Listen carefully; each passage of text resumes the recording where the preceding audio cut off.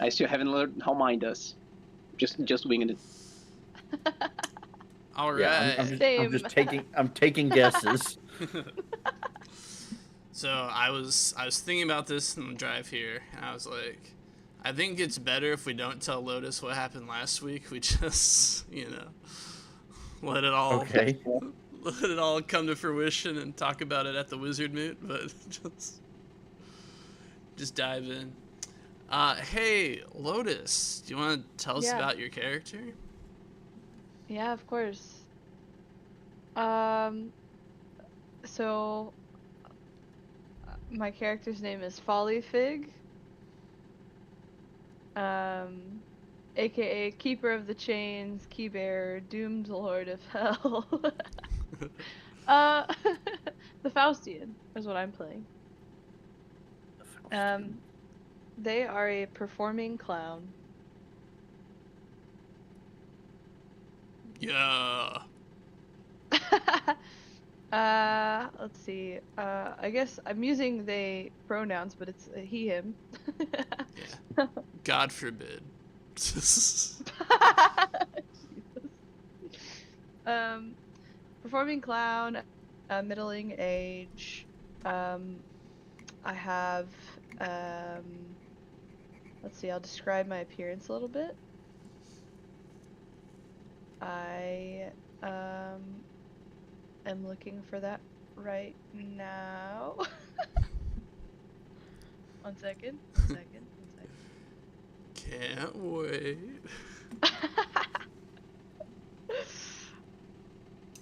Oh. Nope. All right.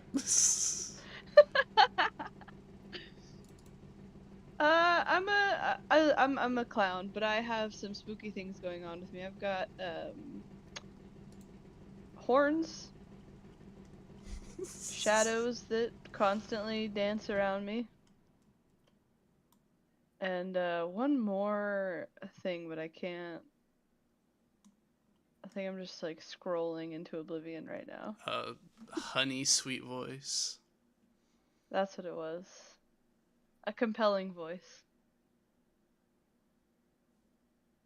My master was well, I've got two masters. I had one that was a poet and a playwright, and another that was also a clown. Poet and the playwright was very dreamy as far as like their outlook. The performing clown was very like realistic.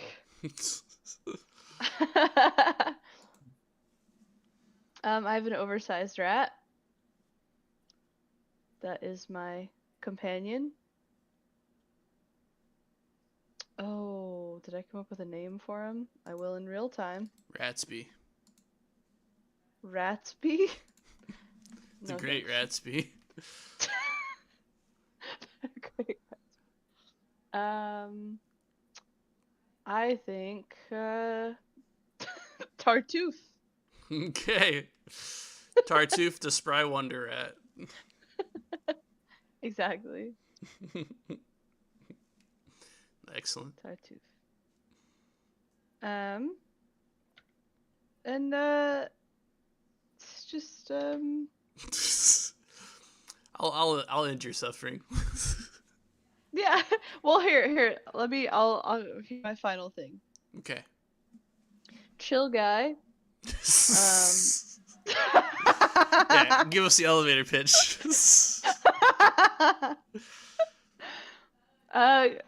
Has a relationship with the devil, but it's more of like an old friend.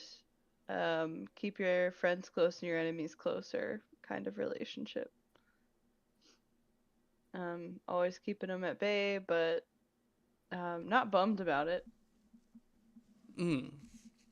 A happy warrior. Right. A sad clown. A hot summer sidewalk. More like a tortured clown. Okay. What did they do to this clown? Imagine like walking into a POW camp and it's just a clown. Oh no. I like that they have the like Peter Pan's shadow. Hell yeah. Oh yeah. Oh, Oh, no. yeah. No, I just thought of something. What? So after this is gonna sound bad. After the Holocaust, they had those pictures of Whoa. the Whoa. massive piles of shoes. Oh no, DDM. Can you No. imagine? Big There clown just being shoes. a pair of Shut bright it red down. clown shoes there, and you're like, "What's happening?" Just seeing bright red clown shoes. Oh, they got Pagliacci the clown. No. My boy. Oh. Okay, well, Sorry. gotta stop the stream there. Now I know that sounds bad.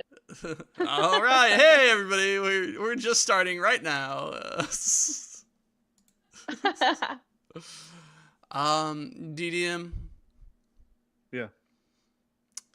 I won't deny that joke does contain certain elements that could be construed as comical or perhaps humorous under the right circumstance. It's a very measured response. Yeah, that sure is a way to describe Dan, what has been said. we'll leave it at that. Well, all right, so we're gonna start the new month, the month of June. So everybody on Roll20, change your screens to where you're looking at the orrery, the model of the solar system. No, I'm still not used to this new Road 20. Oh no. How do I do this? Let's go to the start. Did I do it? No, this is not it. Yeah, the star's There we just go. a handsome man.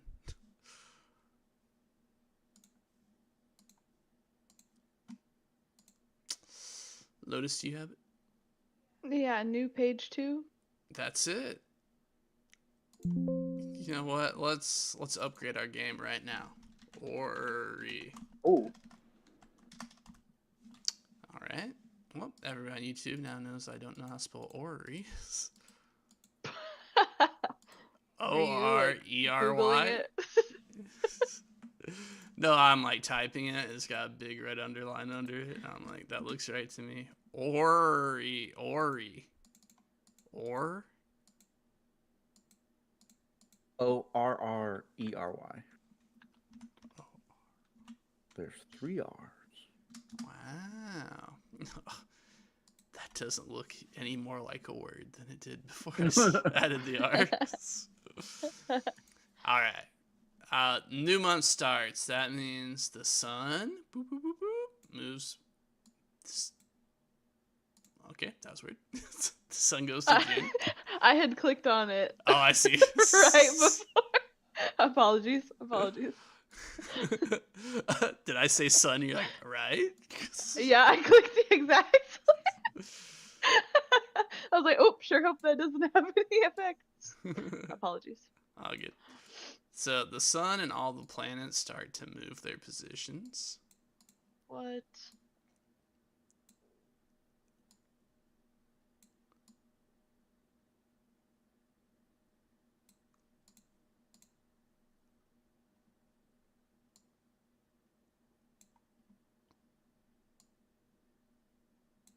And it's so seamless and comfortable to do on Roll20. It's really good. I should have noted down what the king is. I don't remember. I'll figure it out though. Yeah. I'll do my thing. Take some notes on your boy, man. Yeah, I'm just. I think I'm you actually stupid. might I have suck. noted it down on your page. All right, so this is the new position of the solar system. Nice. Thanks. So we now go to the sections in our books called Consulting the Stars, and we're going to consult that. In our personal books? Yes. Okay. Yes, the Grimoires. The Grimoire.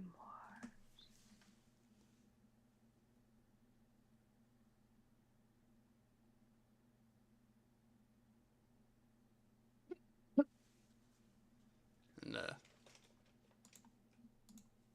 I'll also take a look at the Faustian to see what we're dealing with here. Thank you.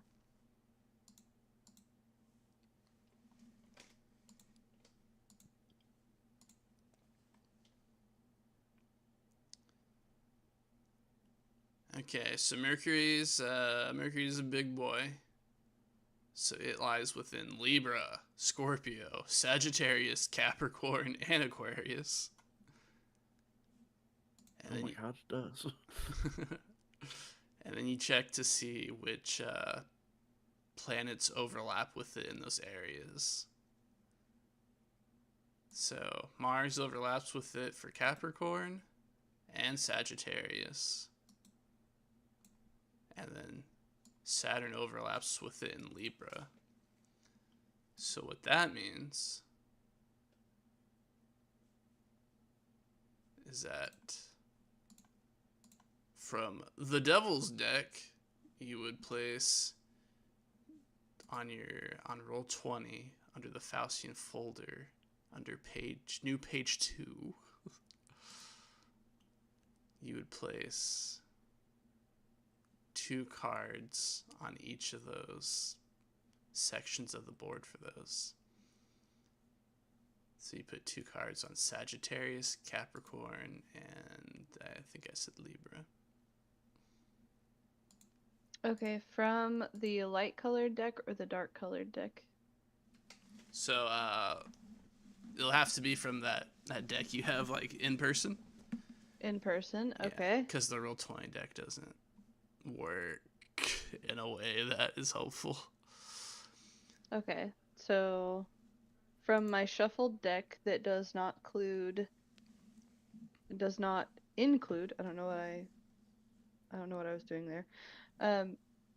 Aces or twos, right? That was something that you had me pull out. So you have 2 decks. You have your one normal deck that's everything but aces and twos.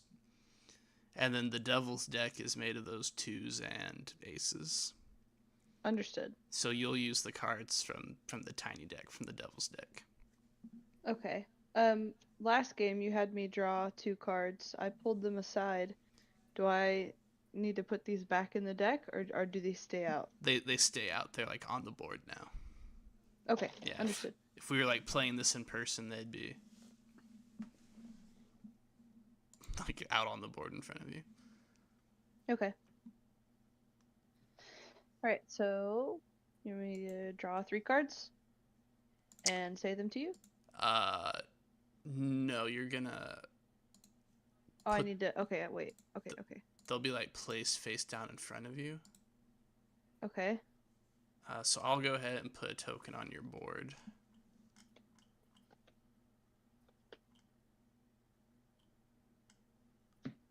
Do I have an icon for you?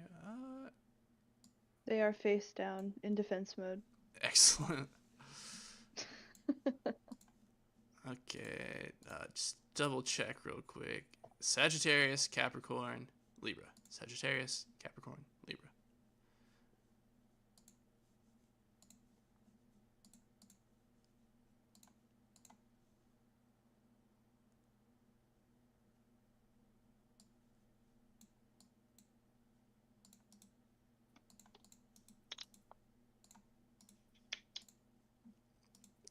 Well, welcome to the game. Things are like already fucked up for you. Whoa, they're duplicating. Eyes everywhere. This seems like a lot going on for move 1. Yeah. So part of the Can I delete these? when the time is right, when you've earned it. Okay. Oh, all right. What does that mean? Go on. We also place a face down scheme card from the Devil's deck on each pawn. So you have 1 pawn in the Warlock's domain of Leo, so you're good. take one more card from the Devil's deck. Which, if I'm counting cards right, is almost the entire Devil's deck out on the field.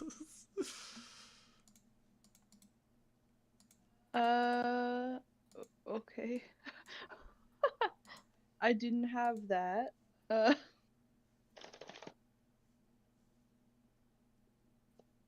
let's see. Are each of those 3 cards from the Devil's deck? What do you mean? You said I should have like the whole Devil's deck out on the field? Yeah, so there should be seven in total out right now. Oh, I thought it was only 3. Yeah, I'm confused now. Oh, okay. So for each of the planets that it aligns with, 2 cards are put out.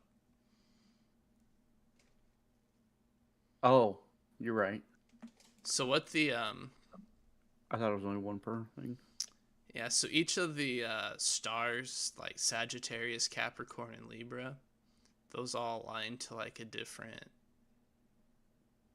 different people in the world. So Sagittarius is students and professors of Spire Home University, where the sorcerer is. Hey, wait. Capricorn is scholars and researchers of various academies, where the sorcerer is. Hey, hold on now. Libra is fishermen and sailors of the reaches. That's the mariner. Okay. And then there's one occultist lurking with the lords and ladies of the noble clans. That's where the warlock is. So for each of those that has a planet aligned with Mercury, two devil cards get drawn face down and like placed in their domain. Okay. So there should be 7? Yeah, there should be 7 cards out. And they're face down, the devil Yes. deck cards? Okay. Done. And then I should have 3 face down from my deck. No, I don't think any cards from your deck are put out. I thought you told me to draw 3 cards and put them face down. If I did, From the Devil's I deck? meant it from the Devil's deck. But yeah, but that information is no longer valid, so don't do that. Okay. This is going so smooth. Hey, we're here to learn. So I should have one card left. Yeah. The devil has 1 card left to play. Up his sleeve. Yep. Trump card, perhaps. Yeah. And the final thing for you to do is if any of the devils are where your associates are, or if any of the plots are where your associates are, you can flip them face up to like see what their value is. Unfortunately, your buddies are in Cancer and Pisces, nowhere near where any of the plots are happening, so we don't get to do that. All right. All right, and you're done. That's your setup. Okay. Yeah, super simple. Yep. I understand what's going on. That's a very nice first turn, Yugi. All right, with that, we'll move over to Warlock. Warlock, what's happening in your realm right now? That's me. I don't remember. I feel that one of the books said something about this somewhere, but I can't find it. Sure, I got you. Well, both Jupiter and Venus are in Gemini. Do both of them do stuff?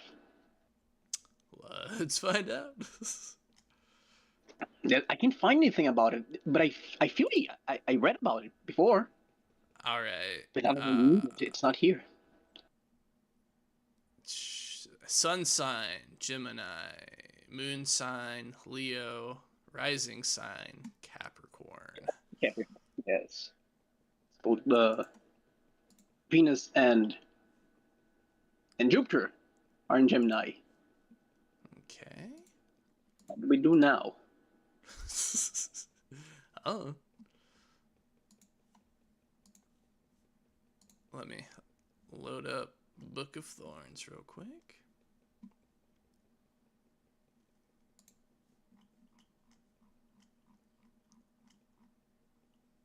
Okay, Gemini is his what sign? His sun sign. Okay, and what were the planets? Jupiter and Venus. All right, So for Venus, we added a knight. Yes. And that's kind of funny. I'm gonna break the rule about not telling Lotus about what happened last session. But last session, Jupiter was also in Gemini, so there was a royal pregnancy, and now we're having another royal pregnancy. Hell yeah. That just happened this month. Yeah. Nice. Fat ass Jupiter slowly plodding along, touching everything. Yes.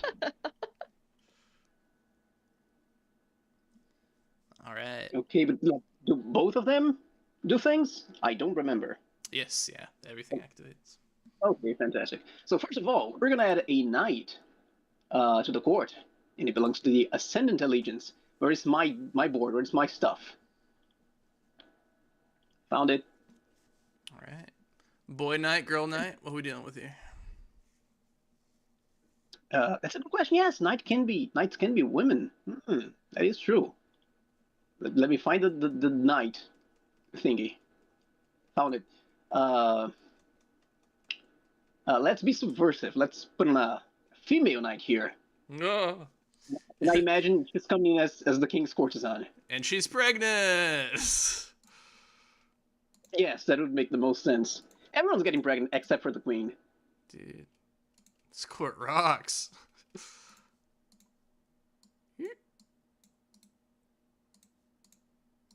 Marvelous. All right. Look at that powerful Ascendant faction. Let's see. Fantastic. What icon Next. should I use for baby? I don't know. Radioactive. The mistress doesn't have one. She needs one as well. She's also pregnant.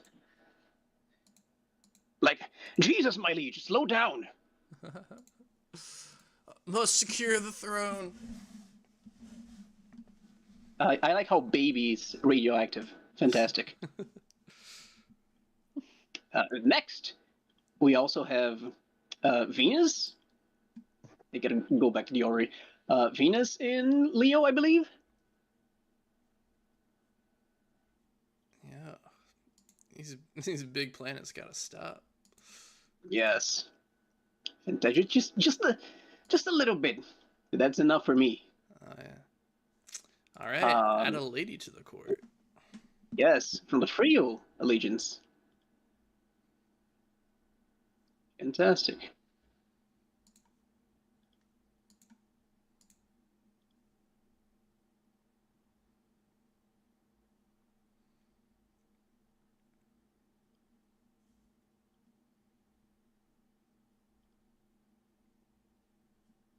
And she's seductive, I would say. Okay. That's how the king. That's how he sees all women, apparently. Fitting with the theme of the game. Yes. All right. So she's also a member of the foreign. Yeah, that would make sense. Wait, what's her name? Sophia? Diana? I have it somewhere. Sophia, yes. Yes, the foreign faction Okay, with yeah. Sophia.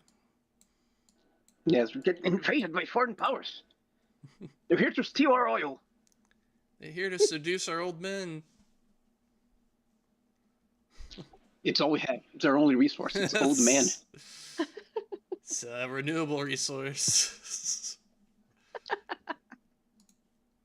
Fantastic. Now for the rising sign. It's Mars and who? Mars I and forgot. Mercury. Oh my god, what an eventful month for everybody. Yes. So first of all, for Mercury, all nobles of the Free Allegiance are secured, so everyone's gonna move. So the courtesan, the knight. Oops! I messed with the whole map. I want to mess with the tokens. Oops. There we go. The courtesan goes straight to disastrous. Bye. And now the lady is the courtesan.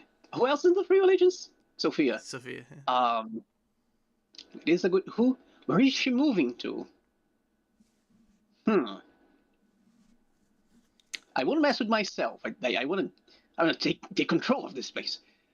So the prince, who is actually like maybe the princess's uncle, like the king's friend, Mm-hmm. he goes. He's a liar because he's been mind controlled by the princess Right. for reasons. And the princess goes up to confident, and now Sophia is a king's guide. I Wow. hope she doesn't end up pregnant next month. That's right. And I believe that's all of them. Oops, I went all the way to the black side of the board. Yes, Yeah. that's the Free Allegiance. Fantastic. And And Mars next, is also in the rising sign, right? ooh, Mars. Choose another domain, a powerful force from that region. Perhaps even the wizard himself has taken an interest in politics. Adding new advisor relations to a force from that domain to the court. Fantastic. Hmm. Okay, now who would be messing with the court? The the seer, the sorcerer, or the Faustian? Who'd be messing with politics? Well, let's see. The sorcerer could be him because he's trying to get his son back from the king. Yeah, that is true. Or It's true. you Gotta have know, my this son. could be our way to introduce the Faustian to to the show before they appear at the wizard moot. One of their minions appears. Yes. Gemini is quite an interest in politics, I feel. Yes, could be Hmm. me. And just who we're going with? What we're gonna do? You were a what? An advisor, okay. Where is the advisor? I see none of them. Found it. Oh, it's Yeah, the old guy. the old The guy. old man.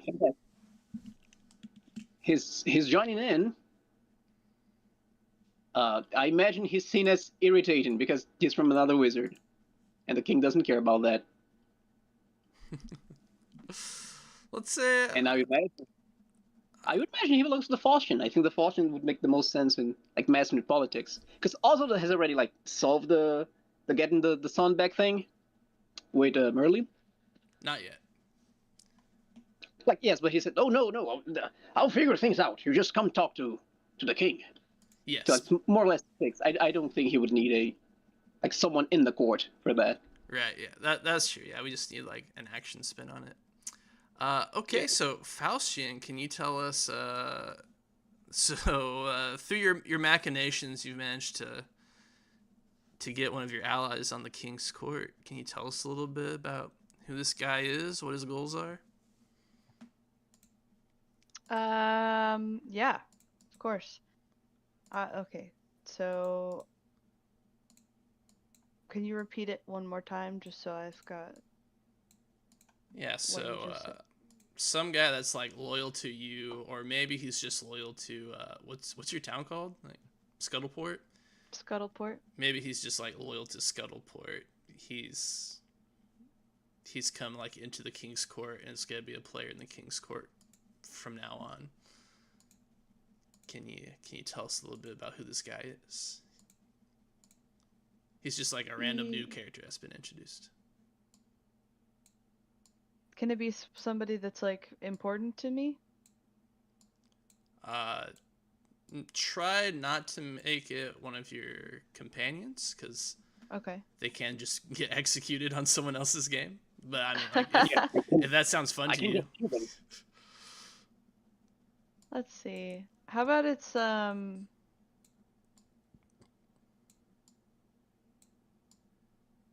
like one of the members of my troop. okay. So like oh, maybe it's like what's that movie? God, it's got Matt Damon, it's got Shakespeare in Love, Leonardo DiCaprio. not Shakespeare in Love. Where they're undercover. Wow, I could think of this movie at any other time except for now. Let's see. And- The Departed. There we go. uh, Maybe he's like a member. Yeah. So he's a member of my troop, and he is new, and so part of that is a test that they have to undergo where they have to come up with like a persona, a character, mhm. and insert themselves into a place where they're not necessarily comfortable and still be able to. The test is to still be able to maintain this character under pressure. I see. Okay. So he's like a troop guy, and he's been like, I represent, the pirate lords of Scuttleport, and Yeah. He's a ambassador or something. great. What's his name? His name is Marion. Okay.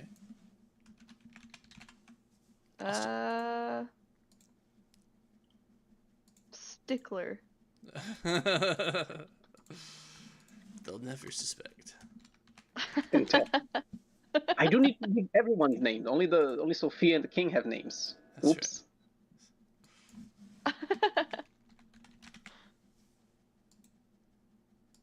When their names are relevant, they'll get them.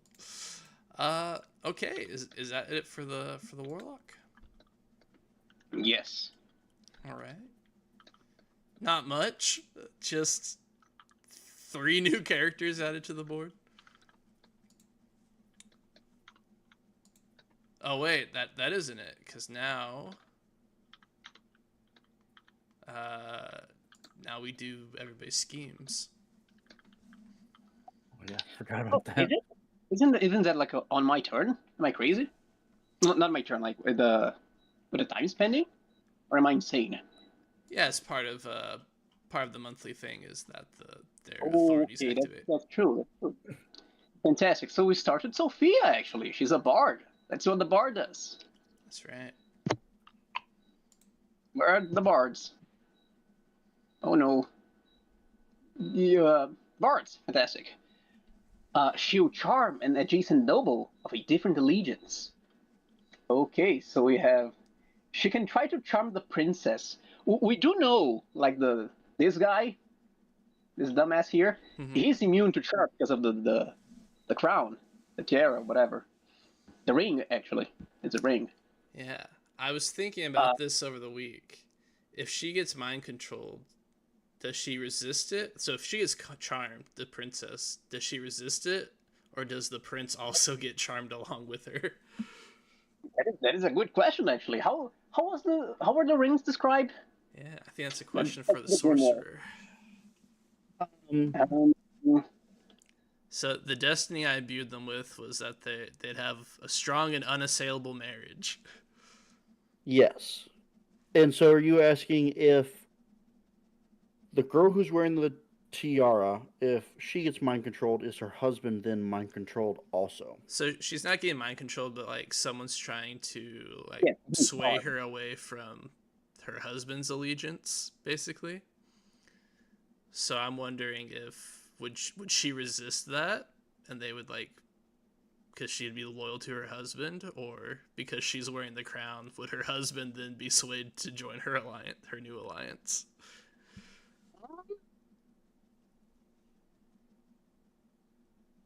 Because it has the power to influence people's mind, not necessarily her mind. It gives her the ability to do that, to fulfill the destiny you've imbued with it. So I would say her husband is prone to following her. Okay. She isn't magically enticed one way or the other as a result of the crown, but I would say if she goes somewhere, he's gonna follow her because she, whether consciously or not, the crown will influence him mentally to stay with her as as best as he can, and if hey, I need to change my plans around to do that, he will. Okay. How exciting. Fantastic.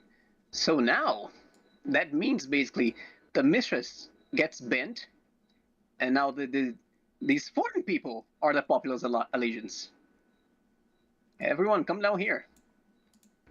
Oops. Oops. That's a lot of tokens. Yep. Fantastic. That's what she does.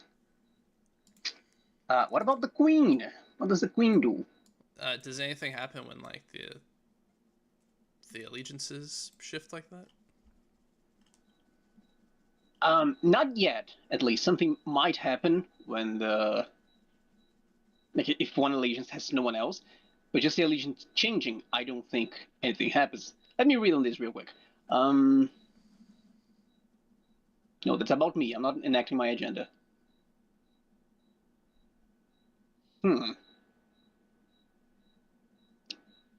Yes, I don't think anything happens yet.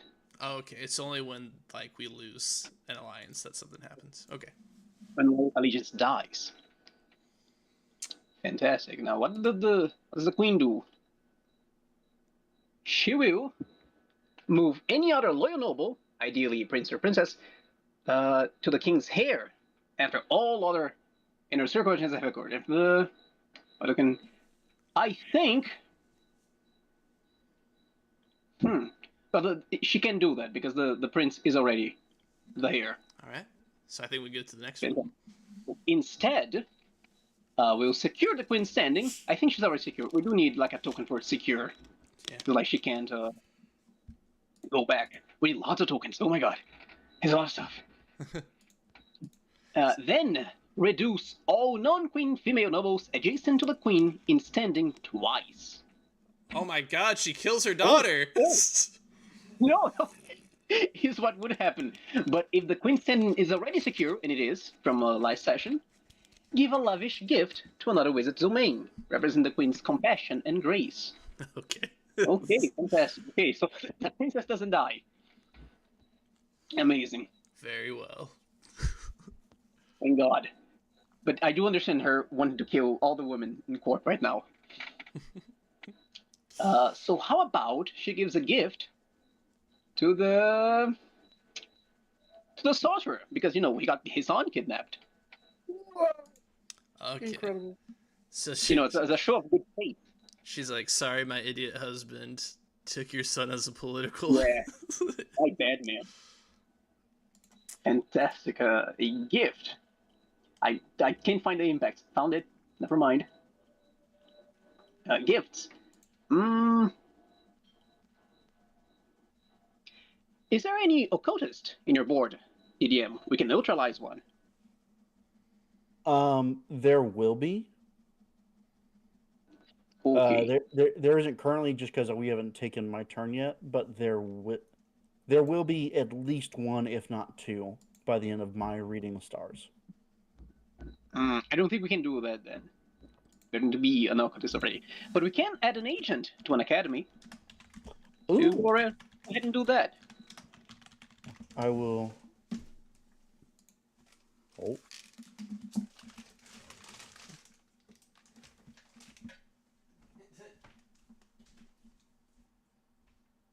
I will place an agent on the drowned library. Fantastic. Next we have the mistress. What does the mistress do? I think this is the most agendas we've ever done in a turn. Oh my god, where's my grimoire? The mistress will seduce the king and secure her standing, but her standing is already secure, I think. Yes, it is from last session. So, create a loyal lady knight in adjacent standing. Okay, so you're getting more lady knights from the now frail legions. Come here, you. You get bent. You go back to seductive. Fantastic. And what else? If the mistress are common and multiplied by loyal nobles, She isn't. Okay. Never mind then. So we've got two female knights on the board now. We're about to have a feminist revolution in this. Fantastic. And now that's my turn.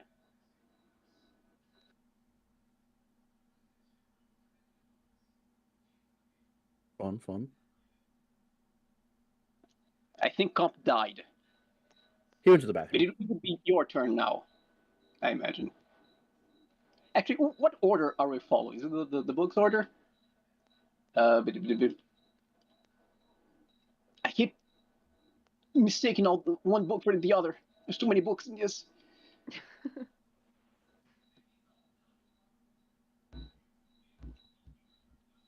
No, if you're for the book order, it'll be me first. But it was Lotus. So yeah, I think we can just go to you, DDM. You can do your thing. Yes, I believe so.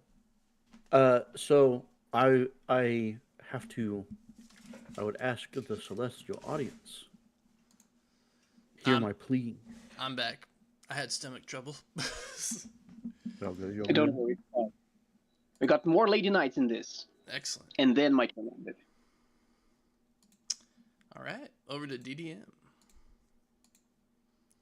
So for my watching the stars section, if multiple instances are true, what order do we go in? Because that will affect how many occultists end up on my map. I assume we go from like top to bottom. Okay. All right. In that case, so it will be. So the sun is in conjunction with both Mercury and Jupiter currently. So go over here. Because it is in or not Mercury, Venus. If either Mercury or Venus is in conjunction with the sun, magic dreams of power, and those who serve it feel its call. Place a hidden trace on each occultist. If there are no occultists, which there aren't currently, place a new occultist accompanied by 3 hidden traits in one of the wizard's authorities. It does recommend that if you're doing that, if you're. Oh wait, maybe I read it wrong.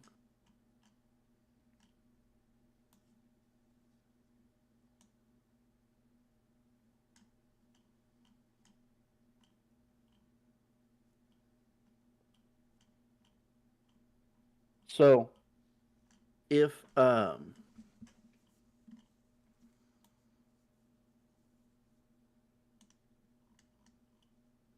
yeah, I don't know where I read that, but so we have to place a new occultist accompanied by 3 hidden traces in one of the wizard's authorities, which I believe is literally just any region on here. Okay. There, we need to spawn a new occultist, and he has 3 magic traces. Sounds good to me. How do we feel about? Go on. I was gonna say it does recommend to consult the celestial audience, and whichever wizard has the least control over their domain should have the occultist pop up in their like wedge. Oh. I feel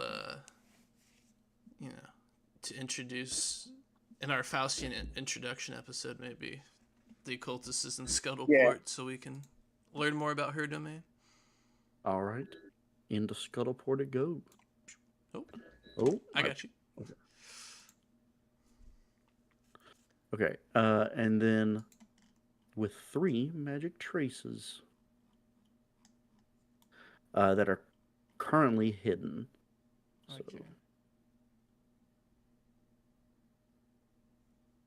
Do you want to like roll a d8 to see what they belong to? I figured we would probably do that whenever they get revealed. Okay. And then the sun is also in conjunction with Jupiter, I believe. Let me double check. Yes, with Jupiter. This is a fucked up month. Yeah. Well, at the end of last month, I was like, maybe I should move one of those because I'm gonna line up with two of them. It's not gonna be good. um. So if Jupiter and the Sun are in conjunction, magic dreams of wisdom, and its students become fascinated with its seductive power. Place a hidden trace on one of your agents.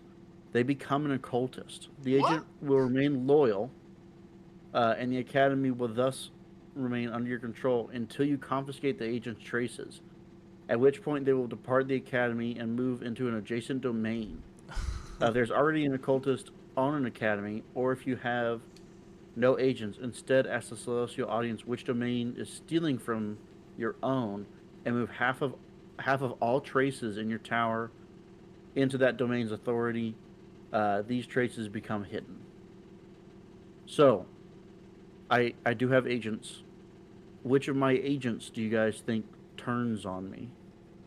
Oh, that's cool. Uh, the occultist that you got into your employ, he was mind control, right? He got lobotomized and is working as a Yeah, librarian's assistant. yeah, but maybe not him. Maybe not him. Makes sense. So Did, who would be? I was to say, did the person you sent from the king's court turn on me immediately? You know what? That's actually quite kind of probable. Wouldn't surprise me. Okay. Honestly, like low-key, the King's Court's kind of rancid right now. There was an occultist, and one of the devil's pawns is there. So It is not good there. yeah, it's a hotbed right now. All right, I will move an occultist there instead then.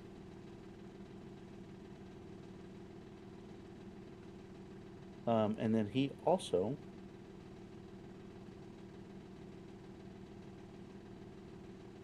gets a hidden trace of magic. Awesome. Yeah, these two guys are definitely like associating with each other. Yeah. And so I don't know if now each of those cultists also produces one, or if they produce one at the beginning of the month before we read the stars. Let's see. The order of operations is that we read the stars first, and then for each destabilized region, place a hidden trace in a deeper region. Remove control over academy bordered by 2 or more destabilized regions.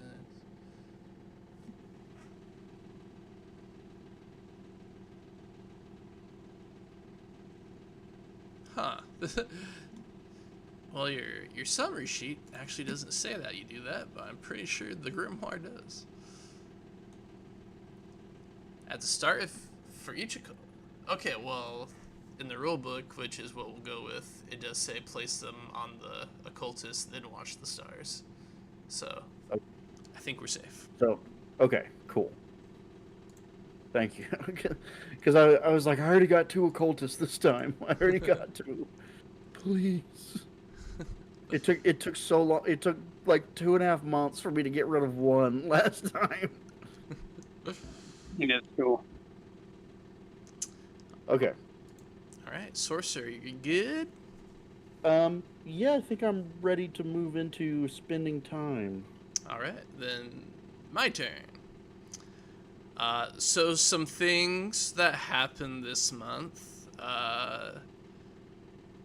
Warlock. One day, you're chilling out at court, being an old giant guy with 4 arms. As one does. As and a guy comes up to you and he says, "Oh, great warlock! I'm an architect on hire by the sage Gemini. He's looking into constructing a great palace or tower. Not quite sure which, but yeah, I'm looking to set up a great fortification of some kind, and as the most powerful and destructive of the wizards, I wanted your help to, to test the strength of the brick and the walls and things such as that. Would you be willing to like spend some time with me trying to tear my tower down to see if it's up to snuff? Oswald is quite. He isn't very trusting of this because Gemini usually warns about this sort of stuff. He's the most communicative of the ones we've met so far. But he goes along with it. Sure. Don't trust that old coot, says the guy who's 77. Perfect. Okay. So, yeah, I mean, takes you to an island where there's like a big Rapunzel style like tower.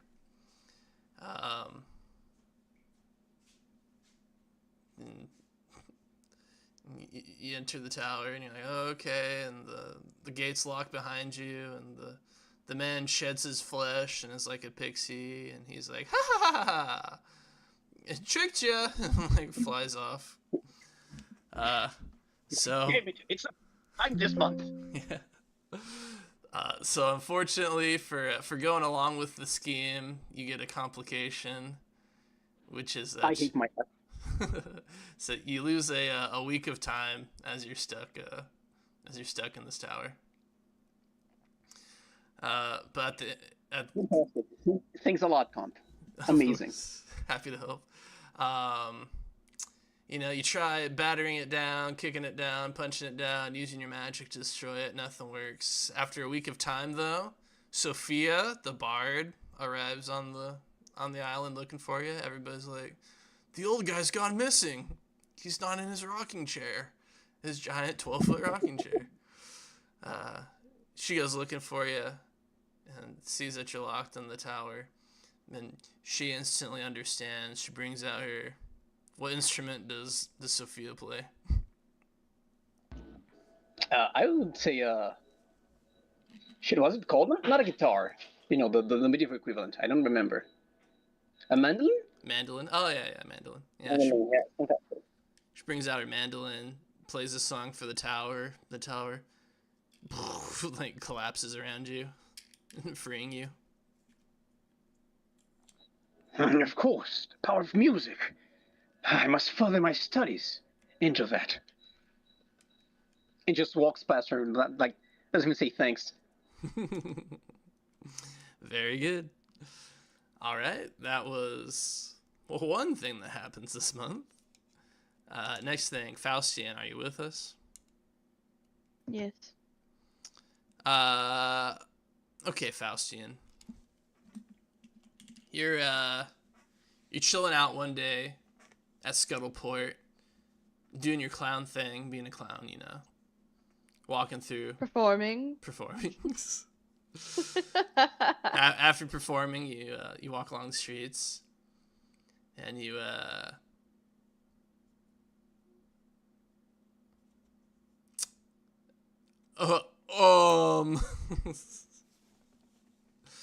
you see a shifty teenage kid, and he whispers, he's like, "Psst, hey, over here," and gestures towards the alley where he's chilling out.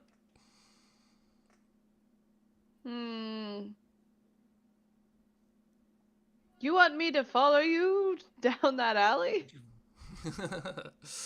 He nods his head and he's like, yeah, I got some looks to the left, looks to the right, timepieces for sale. Are we speaking about watches? Yeah, sundials, grandfather of course. clocks? Sundials. Well, that's so whimsical, I can't resist. Yeah. Genuine Warlex right here. What pops up in his trench coat. You see that these are counterfeit. They say Rolex instead of Warlex. Yeah, just fell off a cart from the Halcyon Isles. You look like a smart guy. Usually they go for 10 gold pieces, but for you, 5 gold pieces And I'm losing money here, but I like your horns. Well, I appreciate the offer, my good friend, but I'm not in the market for a timepiece. Though these are beautiful, they're also counterfeit.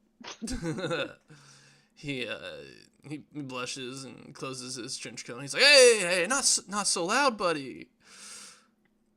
Of course. My apologies. Wouldn't want to give up the game, as it were. And he'll like ruffle his hair.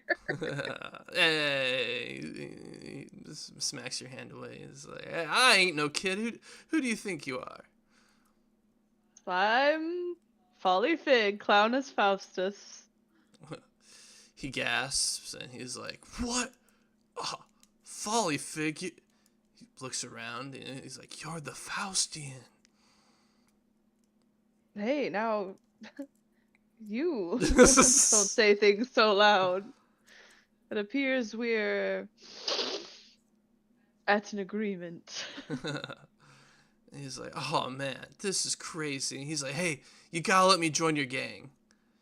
I hear you guys are the toughest gang in Scuttleport. Yeah, is that what you hear? The rumors are getting around, aren't they? Yeah, I hear you don't take shit from nobody. Well, that's true. Unless it's funny, then we do. He cocks his head, not understanding. In due time. Sure. Though it won't be as easy as you think. Oh, don't worry. You've got to earn your way. You earn it. Got it. Don't worry, man. I'll earn it. I'll earn it. And he runs off excitedly. This boy's going to be trouble. A few hours later, you're enjoying some scones and clotted cream in a cafe in Scuttleport. May I ask the flavor of the scone? Let's say a nice blueberry scone. Oh, delicious. All right. And he runs up to you and he's like, "Hey, boss." Yes. He's like, I did the thing. And he hands you a bloody knife. What the hell did you do? I guess this actually can't be a few hours later, but let me see. A few days later. So for accepting this rambunctious youth into your fold, you get a gift. And I'm saying to impress you that, he heard rumor of an occultist hanging around. And so he was like, Folly Fig fights the occultists. So he killed the guy. Ah. So we're going to remove the occultist that we have in the warlocks on Leo. So maybe this guy was in town buying stuff from disreputable merchants and he got stabbed. Folly Fig will cough and grab like a handkerchief from his mouth and pull on it, and it will continue to be a long string of handkerchiefs. And then he will, once it's all, he like coughs it all out, he'll ball it up and then take the knife and like put the handkerchiefs around the knife and stow it away. We best get rid of this before prying eyes discover it. Yeah, no problem. Hey, he grins at you, looking proud. But hey, don't go around just killing anybody. Yeah, don't worry, I get it. Only people that step to us. Nope. Only people that deserve it. Occultists is kind of where I keep my horizons. He nods knowingly. All right. And the final thing that happens. Merlin. Yes. I'm going to change the lore of your library to reflect some recent events. Oh no, you fucking kill one of my librarians. That son of a bitch. Now I gotta blow him up. I'm sorry, Doug. Your street kid's gonna get turned inside out. It has to happen. Jesus. Inside out. What the hell are you doing? In my D&D game, the gods are pretty prevalent, and so it's a joke that someone will sit down to pray, and they'll piss the god off, and they'll just get like some terrible shit happens to them. Well, they're just like in the middle of prayer, just and they'll just be like, I don't know, smashed like a hydraulic press, just Oh my god! because a god got upset with them during prayer. Real Greek stuff. Yeah, absolutely. Well, so one of the one of the guys, he's a Goliath, and so he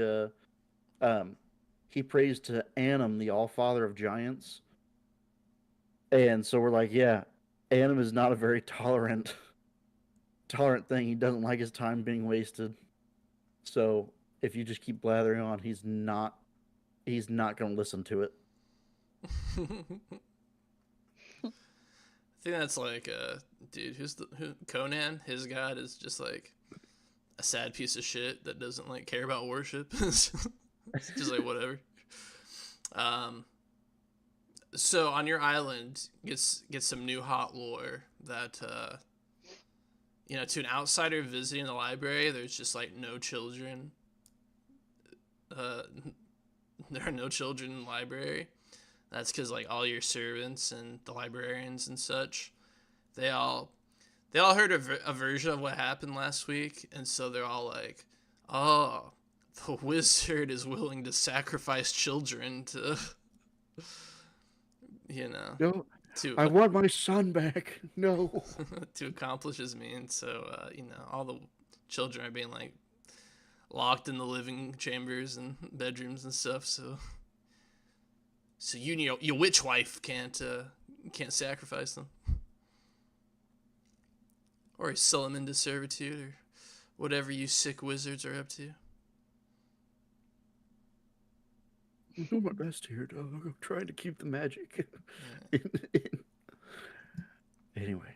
So there you go. So until you spend time like changing the lore of your island, that's what's going on. The common folk are scared of me because they think I'm going to sell off their kids. Yep. Okay. All right. That's it for me. That doesn't help me on my next steps here. Okay. All right. Well, we've got an exciting month ahead of us, it looks like. So now we are in the phase of the story where... Okay, so I looked it up a little bit more and I understand it better. So we all get 4 tokens to spend on actions to do throughout the month. We also get our star. The star can be used with one of those tokens to make like the action into a scene, or it can be used to like initiate a scene with another character, like a companion or another wizard. So we did it right last week. So we assign our 4 tokens to like actions that we want to do, and we also have to assign a token to the wizard So we really only get three actions during the month. I got 1 month to do things. I can do 3 things. Yeah. And that's it. People move slower back then, you know? I mean, you can miss the wizard mood if you want. I wouldn't recommend it. No, because you're going to cut my head off if I do. Yeah, exactly. I'm glad you understand. I'm glad you agree on that. That's exactly what I mean. You're going to go, watch this.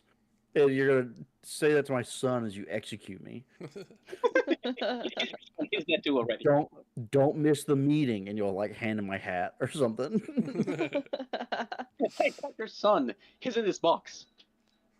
In just 7.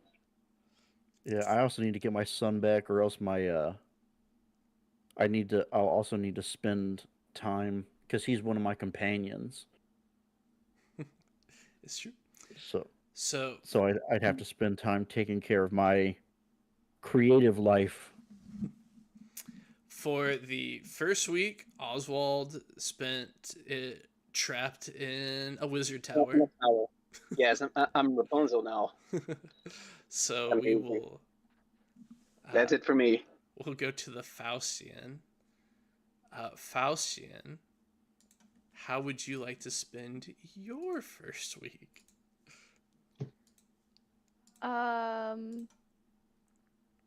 Honest, I don't know where to begin. All good. So, mainly what you'll want to be. So, here are some options for your domain. You can spend time on a scheme to flip it face up to determine what would happen and then prevent it, then return it to the devil's deck. Strong option. You can spend time to use one of your associates to remove a devil's pawn, shuffling the associate back into the Faustian's deck. The pawn was already removed, so we're good. We can spend time to uncover blackmail and turn a random card from the Faustian's deck into an accomplice, and then place them in a community. Or you can spend time to advance an accomplice, replacing their card with the next highest value card of the same suit in the Faustian's deck, shuffling the old card back into the Faustian's deck. You can also, during this move,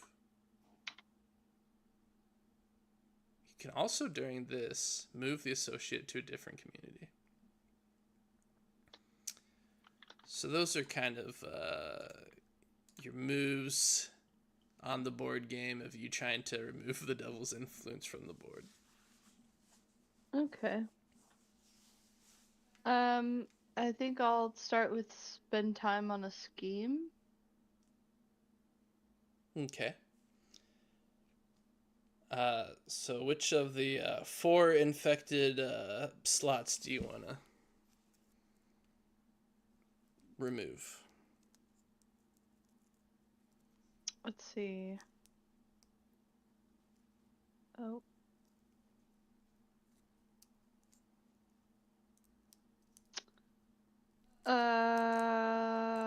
Capricorn? Okay. So I'll delete a token off of Capricorn, and then you return a card to the Devil's deck. Okay. Just put it on the bottom. Yeah. Okay. Done. Boom. And that's it. I should just do that. I should do yeah. I'm kind of swamped right now. Yeah, definitely like a bad month for you to jump in on. So that's your action for the week, and then we will go to DDM. Star Swipe. I will spend my first week cataloging and organizing the traces I have collected. So I clear them from my board, the ones that I've collected here in the tower. And because there is 4 or more artifice traces, I get to create an innovation of artifice. which is just a new rule I get to apply to one artifice spell. Woohoo! Um,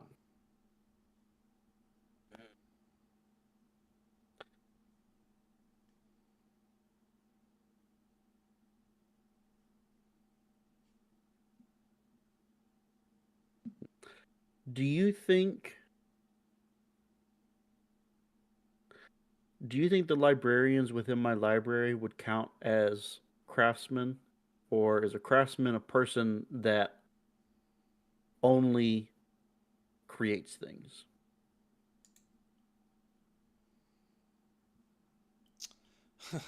That's a question for the Hierophant. um, well, gang, what do we think?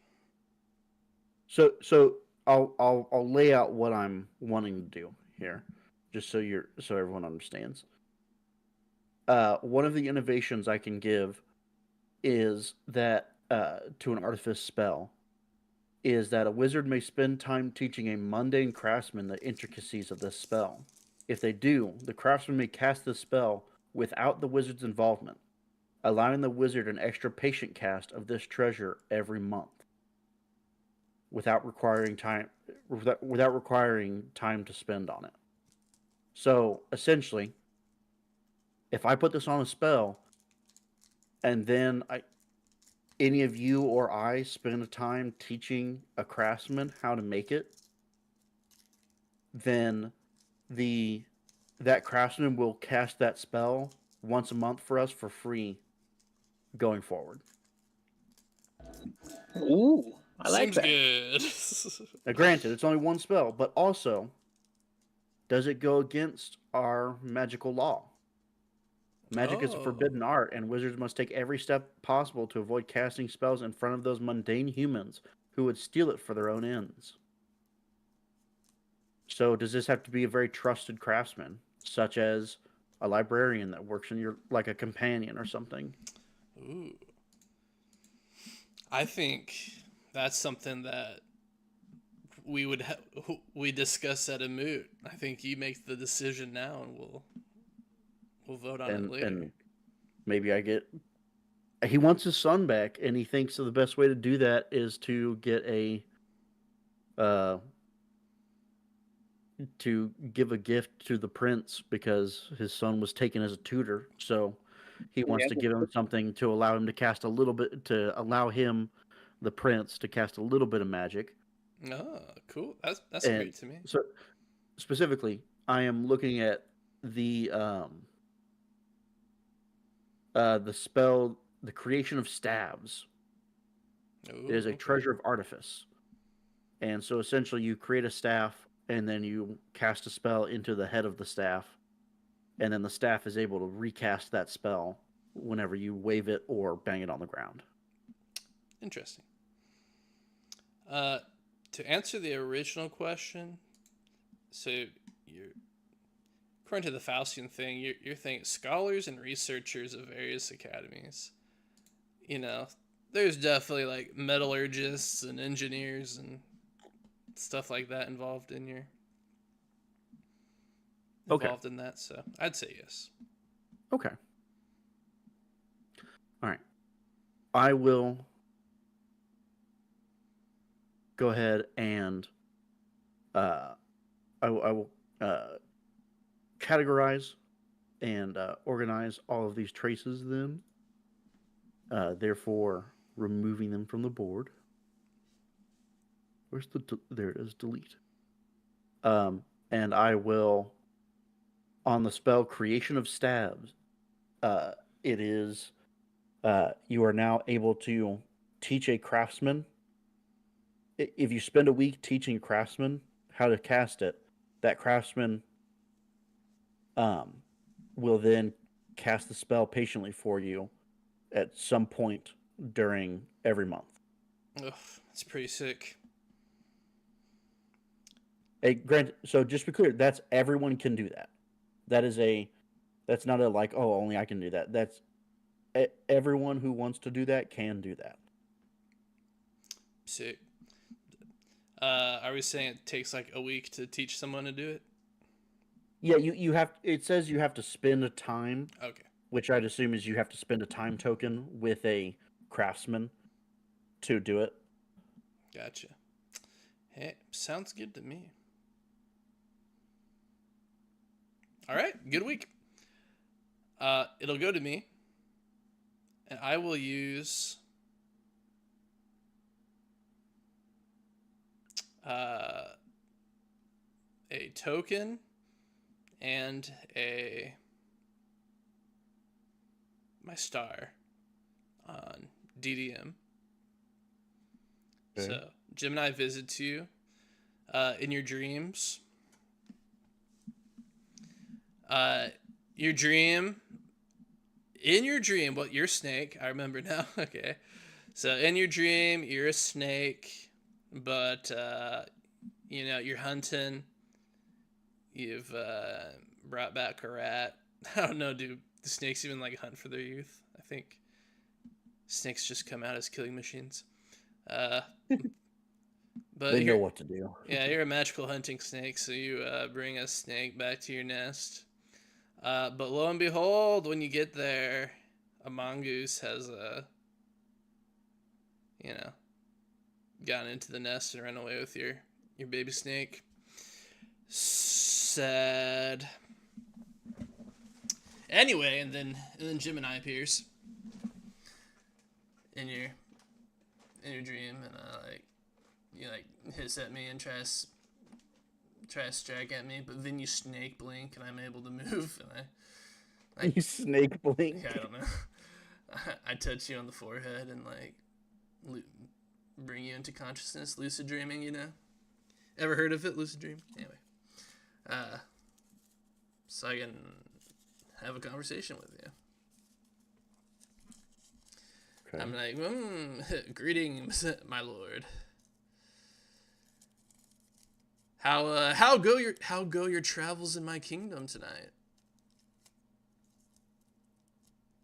They are well enough. Is there something you wish to ask me? I wish to offer my assistance. And how do you wish to assist? Well, I heard your dreams have been, telling me of the situation with your son, and it seems clear to me that the king does not have a proper respect for wizards. And why should he? I gesture my hand, and your spire, your library, rises up out of the ground, and it's seen better days. It's weary and bedraggled. Yeah. Yeah, it's not holding together super well. And he's like, we've yet to accomplish any great things in our time. And he's like, but I think we can change that. You, sorcerer, your position used to be that of the Wizard King, the greatest among all wizards. What am I trying to say? Anyway, I want to offer my help. I think you should cast the spell, Creation of Architecture, to add some renovations to your tower, add a new wing to your library, something magnificent and glorious. If you do this, I will be there to help you, and I will, I will guide your magic to achieve, the best outcome. So basically, my power is if somebody casts a spell, I can change one of their runes to whatever rune I want. Okay. So if you cast Creation of Architecture, at some point, I will make the result whatever you want it to be. So I can turn into the sun to be great, or yeah. I was gonna say I haven't read Creation of Architecture. Oh my! It goes up to 4+ for different runes. Wow. Of course. I know Rome wasn't built in a day. So, Let me peruse the grimoire, think about it. If I find more traces of artifice, I can give us a better shot at making this what it should be. A making the library what it should be. So I agree with this plan, but I would ask you give me time. Of course, of course. I am at your service when you need me, my king. And I would not be a king. He's gone. As Gemini fades away, the mongoose returns to attack you. And do you wake up from it, or in your dream do you fight the mongoose? Now that he's the position of before he was man versus a mongoose, or before he was a snake versus a mongoose, so now he's man versus mongoose. Yeah. And I think he looks down at the mongoose and walks away from it. That it's not worth my time to. I'm now at an elevated position against this creature. It's below me to interact directly with them. Ooh, it's between that or stomp on it. Now that I have the power to do so, but I think that doesn't show great connection. That here's a better idea. He will,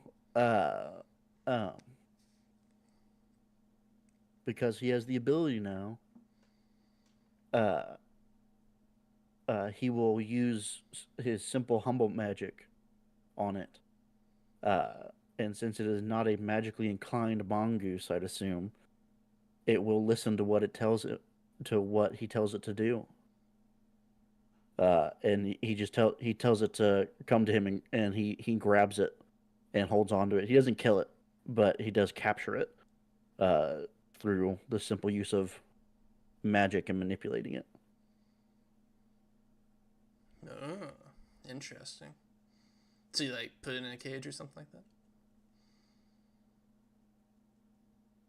I don't know that. I feel like the dream doesn't last that long. I think it just gets to where he's holding it by the scruff of the neck and holds it up to his face and is looking at it. Now, to be clear of I've bested you, and then the dream ends. Interesting. So you wake up from the dream, and you're not in your bed. You're standing up, and you've got a guy held by the scruff of his shirt, and you can see that this guy is he's not supposed to be here. He's not wearing sorcerer blue. He's wearing rogue clothing.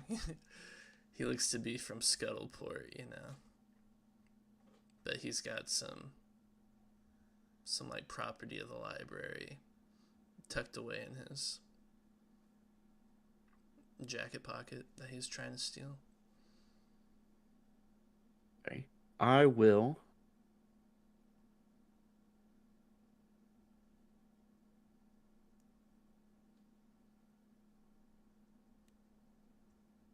I think I will cast a spell. Ooh. Oh, we're in magic territory.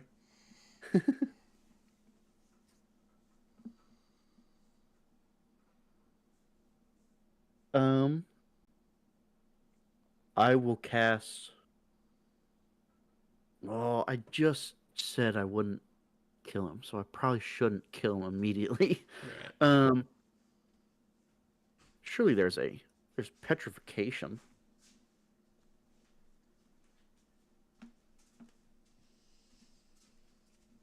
Can I undo petrification though? I could cut him with my silver dagger afterwards to undo it, because I have a silver dagger that undoes magic. Very cool. Oh wait, slumber. I'll put him to sleep. Okay. Um. Oh, never mind. Slumber doesn't put people to sleep. It keeps people asleep. Shit. Um. Uh. Um. Man, I wish I knew these spells better. It's okay. You can just say you throw him in jail. I don't know.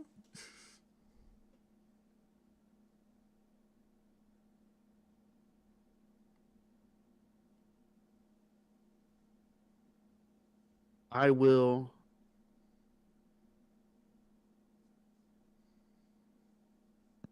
Oh, I get. Wait.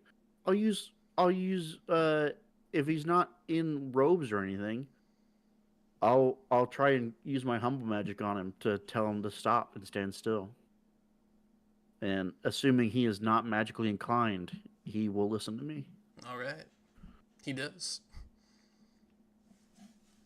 I'll hold out my hand for him to give whatever he has, whatever he's taken back to me. All right. He does so. And with that, for I am the sage, and I have powerful and mysterious abilities. The Faustian can remove the other scheme in Capricorn. Oh. Yeah. So, I was having a conversation with Merlin, but I was also manipulating him into like sleepwalking and, you know, catching this thief for the devil, like before he could, you know, take something from the library. Sweet. There we go. Hell yeah. So down to 5. Down to 5. Ooh. Okay. So that was my star, and that was one of my actions.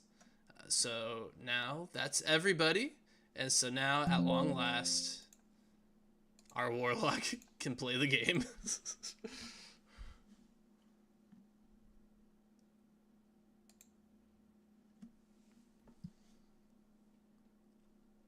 If he's with us. And unmuted. He's gone. Oh no.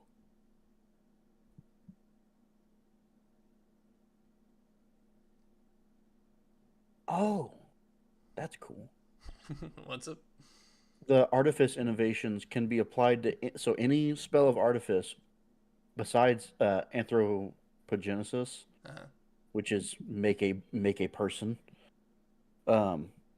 which is really hard to do. I was looking into it. I was like, good God. Yeah, you go. Maybe I should. Well, even just starting out, even making a homunculus is really hard. I was like, maybe I shouldn't have a homunculus. But it's too late. It's too late. You already did it. Yeah. I did it before we had a ban on magic, and then I've atrophied since then. Anthony, are you with us? I am, yes, I'm here. Alrighty. It's your turn now.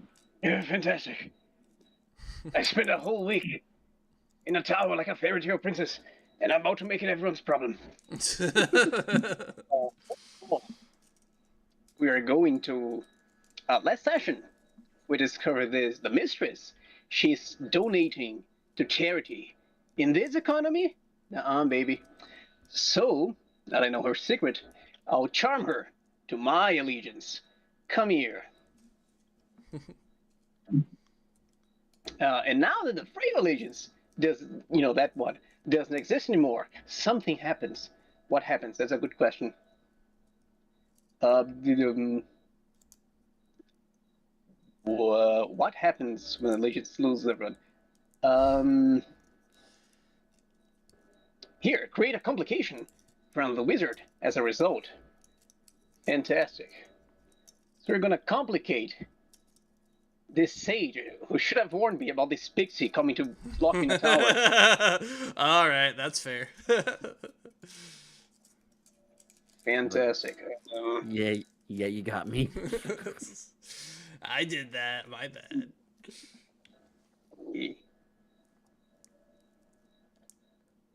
Hmm. Oh, then what do I do? Huh.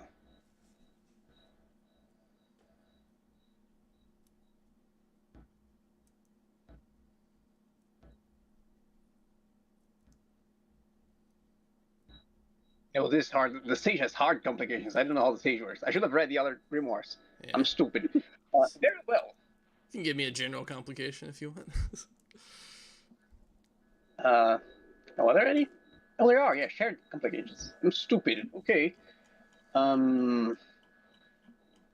Fantastic.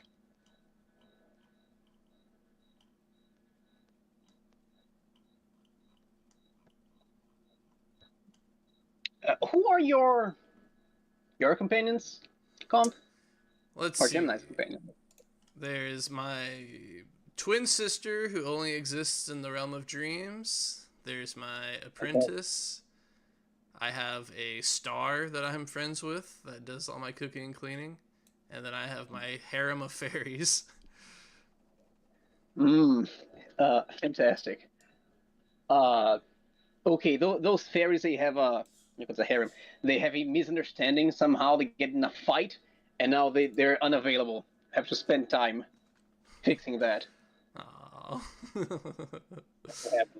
All right. Amazing. Yeah, I brought them to the wedding last week, so they heard that the concubine was pregnant. They're like, "We want to be pregnant." I'm like, "You're fairies," and so they're mad at me now. Fantastic. Get to work. Do like the king does. Follow his example. Okay. But that's it for me. Alrighty.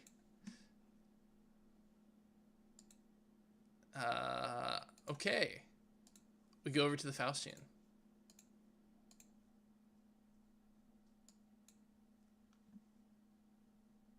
Yes. How would you like to spend your next action?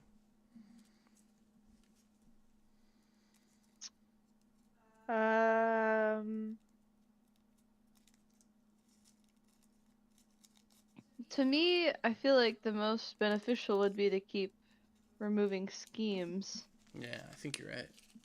I think that's the least interesting option.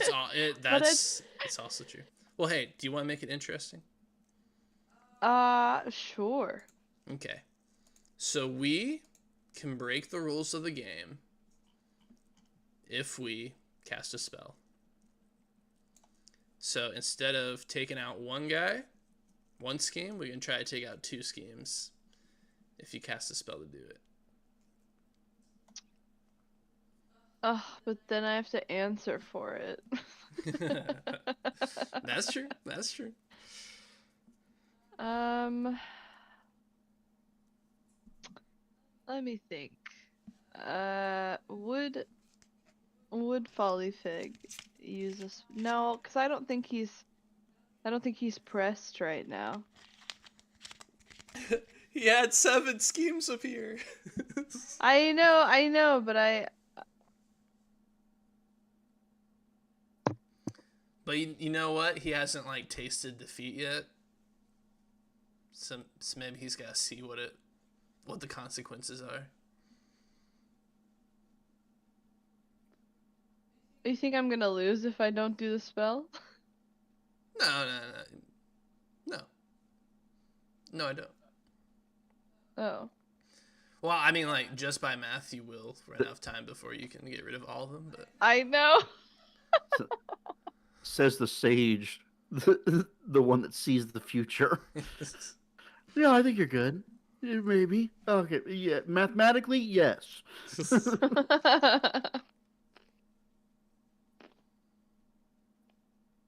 Dang. Yeah, but I mean, things could change. Like, the queen could send out another death squad or something for it to help. Or other things can happen.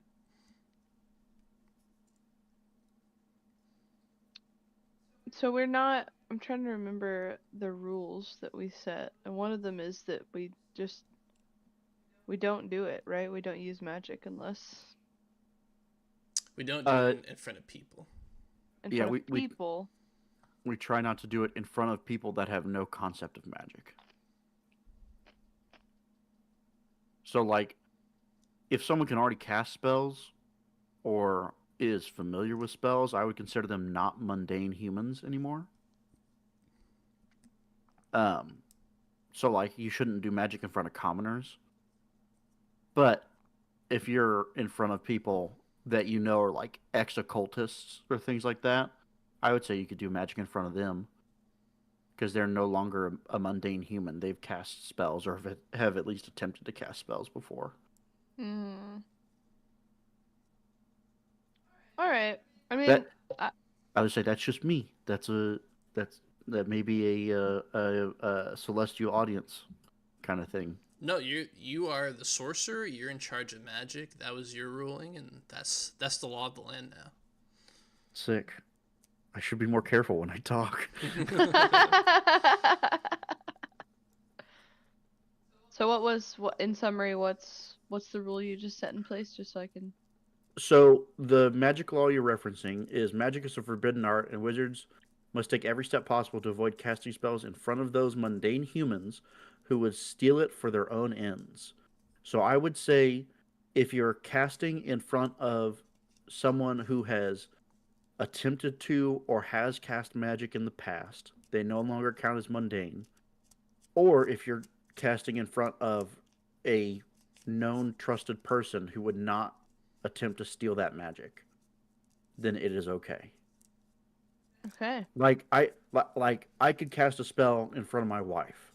She's never tried to cast magic and has never cast magic before, but because I'm married to her, I can trust her that she would not steal magic from me. And so as a result, I could cast a spell in front of her. Got it.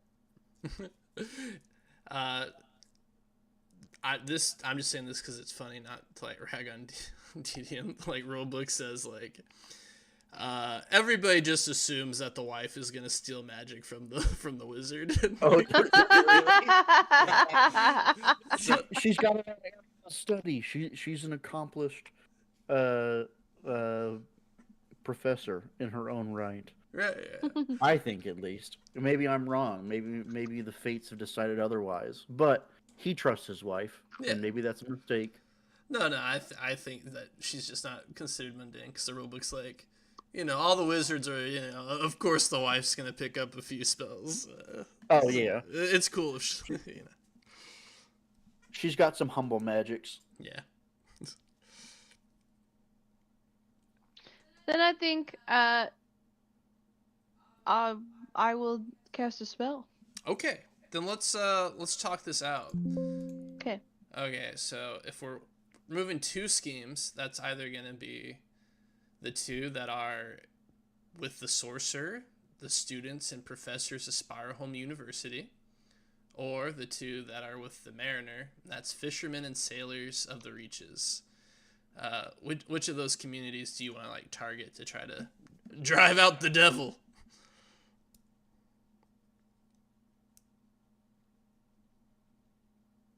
Well, I've already done a little bit of the...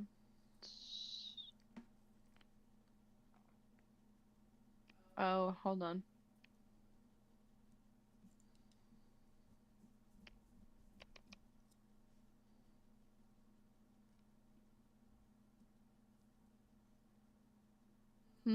Tough. My initial thought was to go for Sagittarius. All right, let's trust your gut. Yeah, maybe you've like set up operations there for a few weeks trying to track it all down. Yeah, because I'm like, whoa, there's a lot of shit going on at the places of education right now. He's trying to create a devil youth.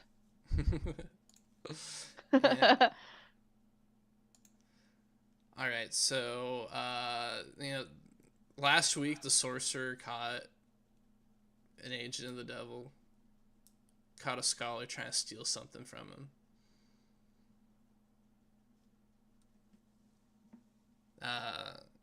So he's looking for something. He's looking for something in the library, I think.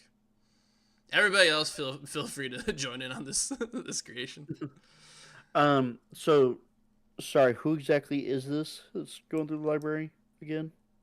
So our Faustian, who has not been introduced to the moot yet, Yes. he's scouring your academy because the devil's like plotting something here. Okay. What do you think the devil's plotting at your university? So, the main thing here in the university and specifically the library, assuming he's not like a teacher trying to lead a class of people astray, you have to assume he's seeking out knowledge of some kind, which is mostly history of this place and other places and the history of magic. It is most of what's here. It's mostly historical records and things like that. There's not a big fiction section here. Um, Yet. yeah, we'll work on it. I'll build a new library, but just for right now, I don't have the time. I gotta get my son back. um, but so he is probably looking for a secret to use either against me or against someone else. I was gonna say if I had influence further in people's areas, I would say, you know, roll a dice to see who he's looking for, but I only know my secrets right now. So I assume he's trying to find a secret to use against me for some reason. I know it's vague. That's vague as hell, but I have something I'd like to propose. So okay. maybe there's like, the wizards are back alive. So he's like, oh damn, maybe there's like a book or some ancient history that he doesn't want us getting because he's the devil, so he probably already knows all our secrets. Maybe there's something he doesn't want us to know. Faustus Clownus tracks it down and finds like this book has already been like burnt or destroyed. And so then our clown man here has to use magic to either, there's a spell called Mend, so he could like return the book back to life, or if there's a divination spell where you can like delve back into the past, and so he has to like find the lost information to bring it back to life. Interesting. Yeah. So, but you're the Faustian. You are in charge of the devil. So, well, hey, let's throw our other GM in here. Oswald, do you have a third idea of what the devil's up to at the university? Again, I haven't read the other grimoires, so what could the devil be doing? So this one, he's specifically like trying to mess with the magic university that the sorcerer runs. So that's like where the grimoire is held, and like all the books of Isha are kept. Let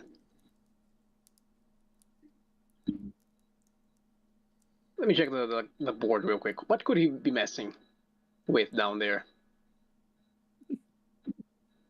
What are our options again? What have we gone through so far? Let's see. So DDM's suggesting that the devil's trying to find a book that has like secrets on the sorcerer that the devil's trying to get a hold of. I'm suggesting that the devil's already destroyed a book on some secret he wants to keep hidden from the Pact, and that the Faustian has to like recover that lost knowledge. And if you have an idea, you can join in, or if you don't want to, you don't have to. I do need to read the other grimoires to know how things work. I don't know what the hell the devil does. I should. Dumbass. He does bad things. He's just a scamp. Yeah, that got me. Playful little thing. I do like this idea of him like looking for secrets on the sorcerer. So you can cause drama between the wizards. Okay. I do like that. Alrighty. Faustian, then, as the final arbiter on the devil, what's he up to? What's brought you to Spire Home? I think he would try and manipulate the information that's in the book. Not, you know what I'm saying? Not destroy it. Create a false history. Yeah, create a false history. Okay. About the sorcerer? Yeah, because my perception, my iteration of this devil is that he's kind of a smoke and mirrors.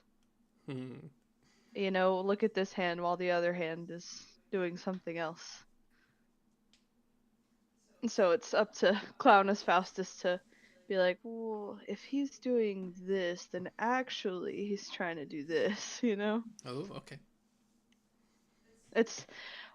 I really built them around duplicitousness. Okay, well, that's exciting. Okay, well, let's work from there. Okay, so Devil's come to Spire Home. He's trying to create a false history about the sorcerer. Do you have an idea of like what the false history he's trying to?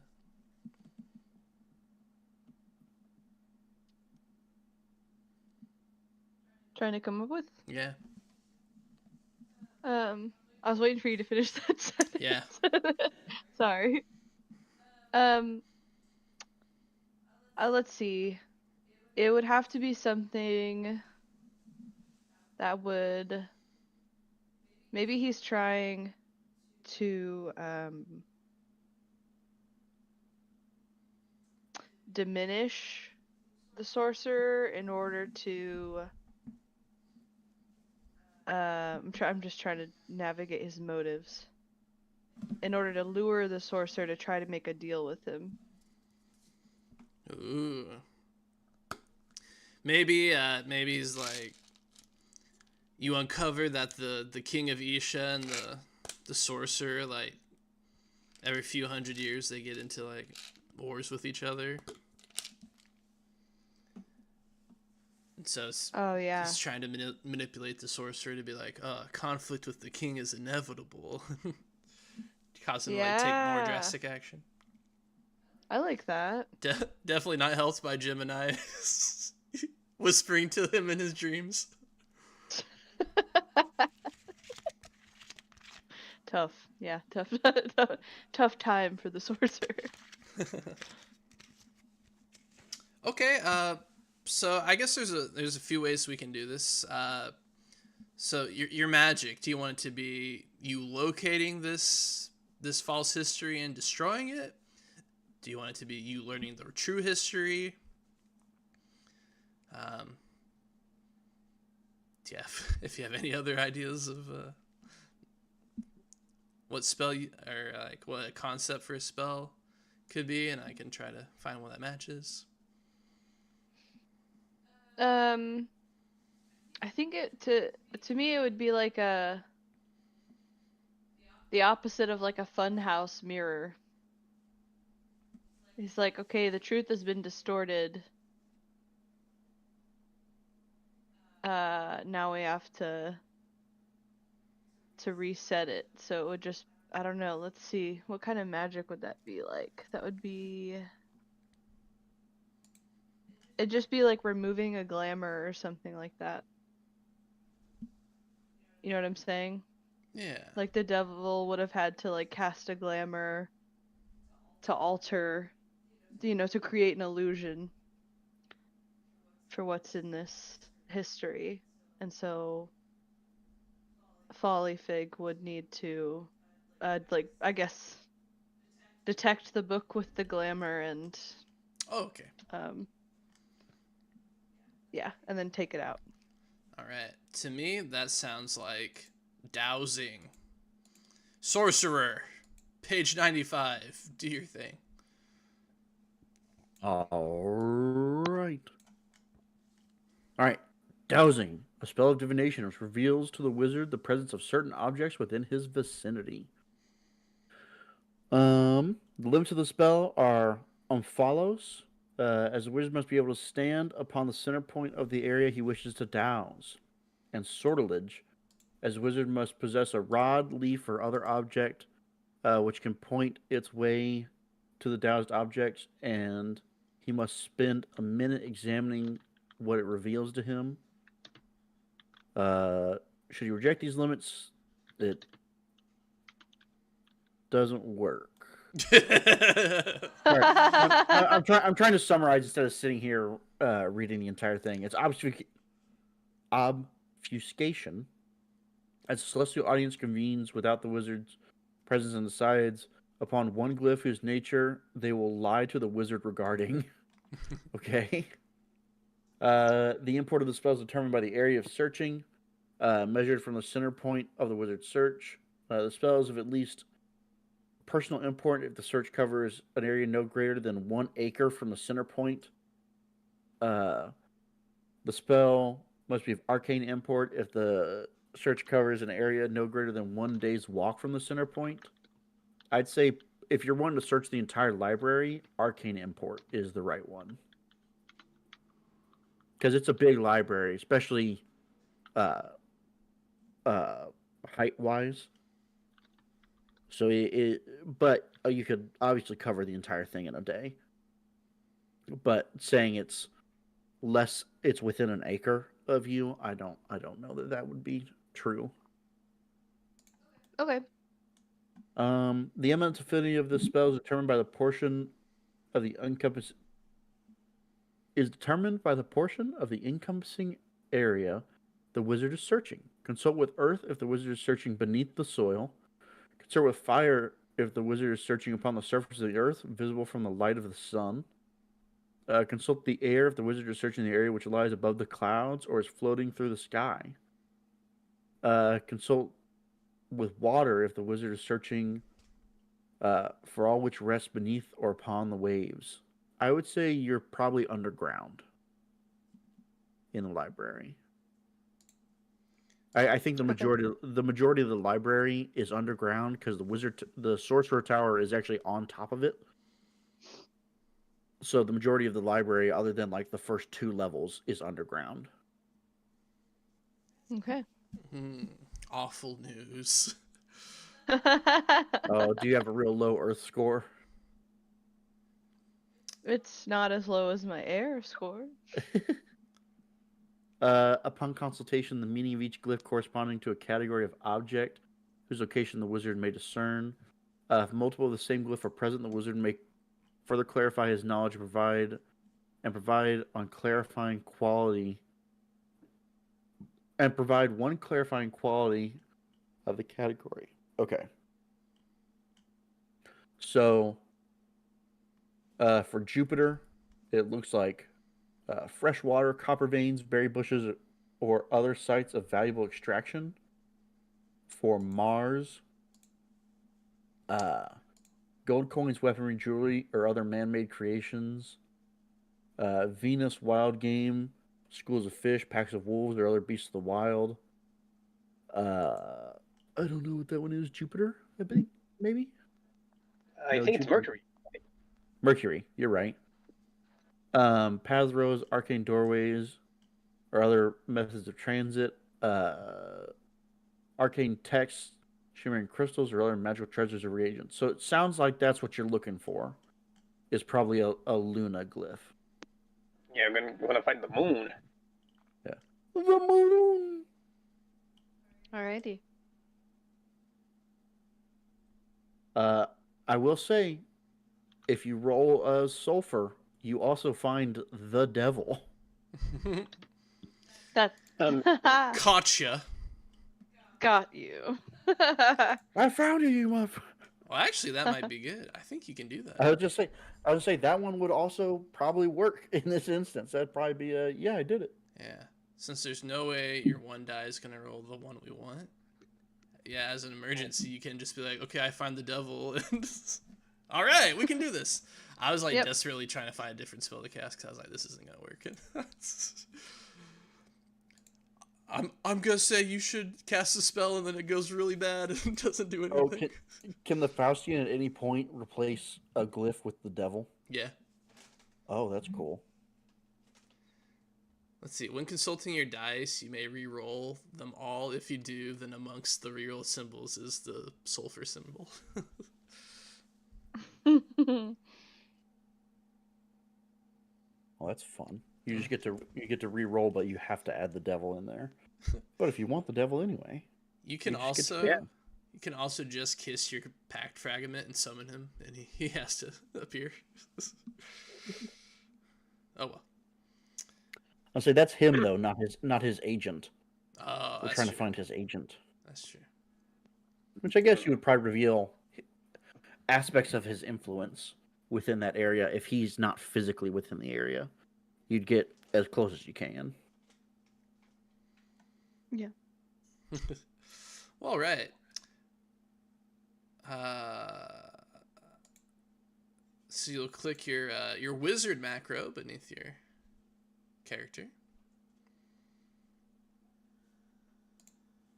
Ooh, who didn't put that macro in?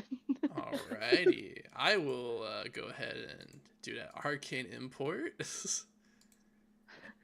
And your earth affinity is 2. Oh, okay. Let's go. All right. Oh, big number. Come on, moon. Damn. But you know what Oh. All right. What's that mean, DDM? What's that mean, Merlin? So he finds fresh water, copper veins, berry bushes, or other sites of valuable extraction, and also paths, roads, arcane doorways, and other methods of transit. I don't think there's any arcane doorways within the library, because I think that'd be like a treasure I would own. Wow, who knows? Unless there's some I don't know about. Yeah, she just found one. What are you talking about? I mean, there's a monorail that's a defunct monorail. Well, okay, Folly Fig, you can choose to, if you so desire, re-roll those. And see if you I will. Okay. So, I'll re-roll it for you. Arcane. Come on. We just need one moon. Come on. Okay. What's the green? What's the Venus do? Wild game, schools of fish, packs of wolves, or other beasts of the wild. There's some mice in here. There's bookworms. I would say there's mice and snakes that eat the mice. We know that much. All right, so one of those symbols has to get replaced with you finding the devil. So, do you want to find a valuable source of extraction, like fresh water, or berry bushes, or would you like to find some sort of wild animal? Please do not flood my library. Or is it the devil in the shape of his wolf aspect?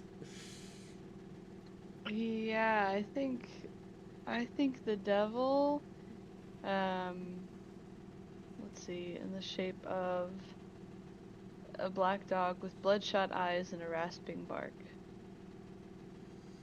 All right, then yeah, set the scene for us. Or, yeah, I guess just describe. Yeah, the whole thing. What happens? What happens? I'm excited. Whoa! You want me to start from the beginning? Yeah, wherever you want. Okay, I'll start in media res. A cloaked figure emerges between two bookcases and throws back his hood to reveal that it is Folly Fig, Clownus Faustus, aka the Faustian. He is pilfering through books, not touching them, but sort of pilfering with his eyes, scanning, trying to pick out the specific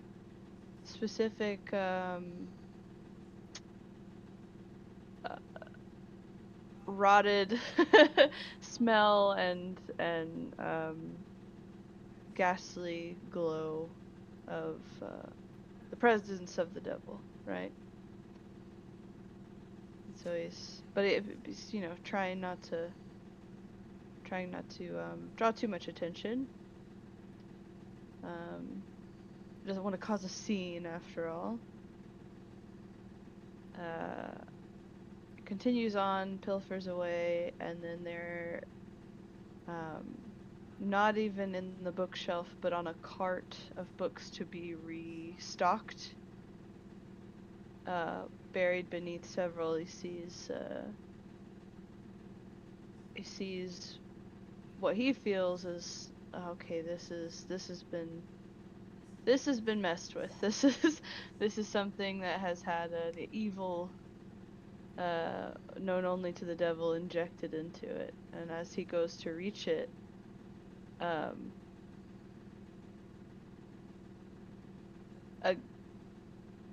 terrible gnarled snout juts through the empty space between the top and bottom of the cart and almost bites his hand. Ooh. To reveal the devil. The devil. The devil, like from the Bible. And Follyfig lets out a whoop. And casts the cart aside and says, Now, I thought you had better manners than to snap at my hands.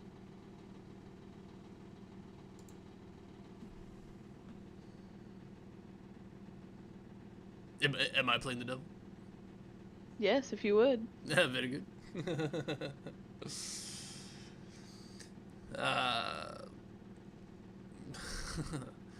Those books are to be restocked. No one can check them out before they've been properly cataloged.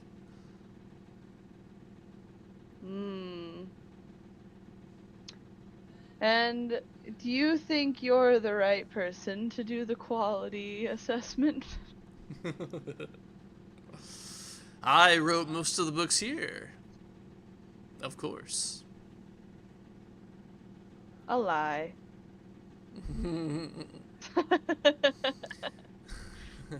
A half-truth. I'll take that. Let's see, I feel like you're rewriting some of your works. If that's the case. Not happy with the end product? Well, they say that writers are always just rewriting the same story over and over again. Trying to get it right. Let's see, and what have you changed this time? And Follyfig will reach for the book. And,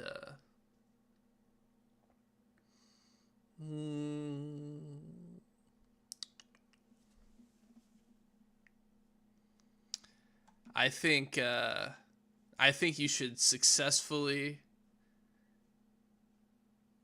get rid of both schemes, but I think you take on some sort of complication for like directly engaging with the devil. Does that sound appropriate to you? Sure. Okay. Let me see what your complications are. My only thought on that though is that like that's how I'll be dealing with the devil every time, I feel. Is directly, right? That's when true. Not, obviously when not going after an occultist but if anyone deals with the devil directly, it's the Faustian. That's true. All right, You're right. But I do agree with the complication. Perhaps Because the devil's in his special form. Not one of his casual forms. He's in one of the special ones. Oh, okay. So you say I'll be taking this, and you like pick the book up. Mm-hmm. And he'll be like, and I'll be taking this, and he like charges at you and like snaps at you. You dodge it, but in his mouth he like catches your cloak of shadows and like rips it off of you and like runs away with it and disappears into like the shadows of the library. Ah, awesome. Okay. Love that. So you'll have to spend some time recovering in the future. Okay. Yeah, and in your hands is like tome titled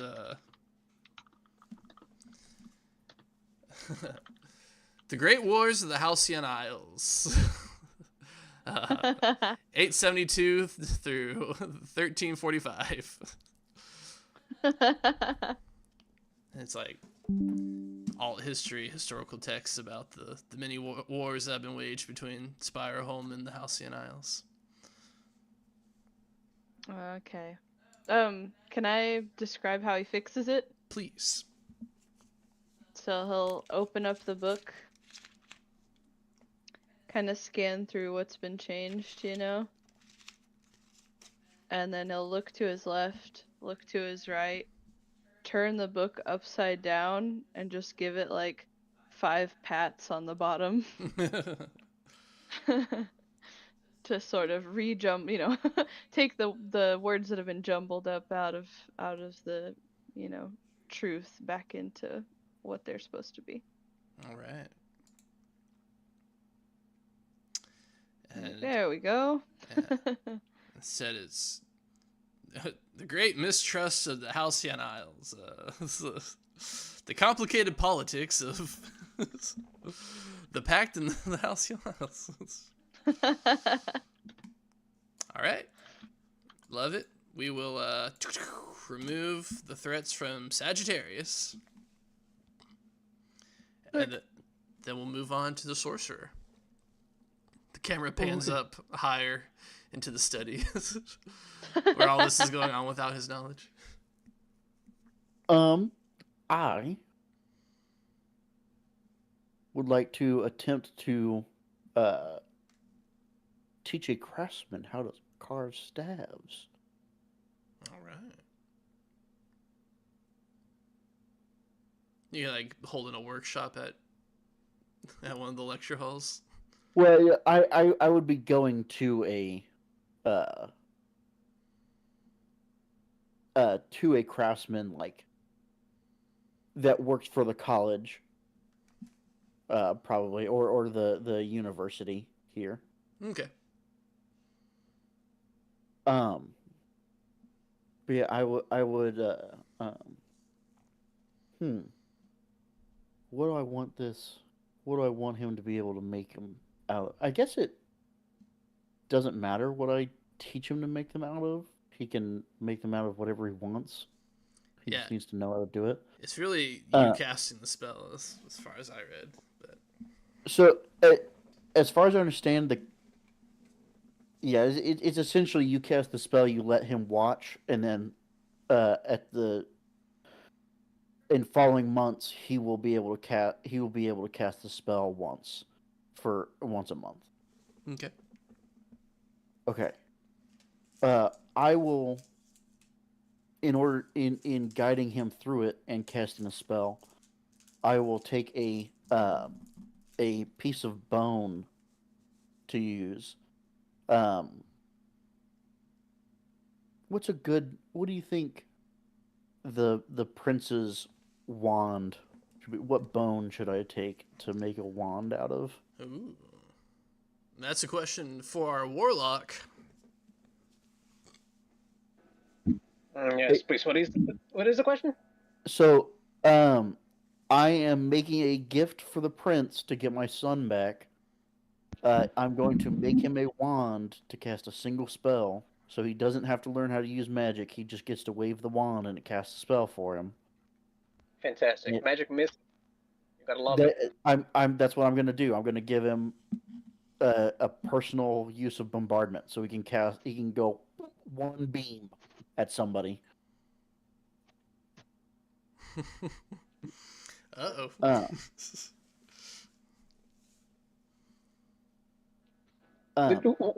What is the question? How do I figure in this? So I was going to make it out of bone because I want to consult fire, and so fire. It says the materials for the staff, which is anything from a wand to a full, 6.5 foot tall staff. If it is made of crystal, stone, or bone. So I was going to make him a wand made out of bone. But I don't know what bone I should take. I could use I would say the shepherds on the island here probably have bones for me to be able to use. If I took like a, I don't know, like a femur or something from one of the goats on the island. So he's asking what would be like an appropriate bone for the prince's staff to be made of. Yeah.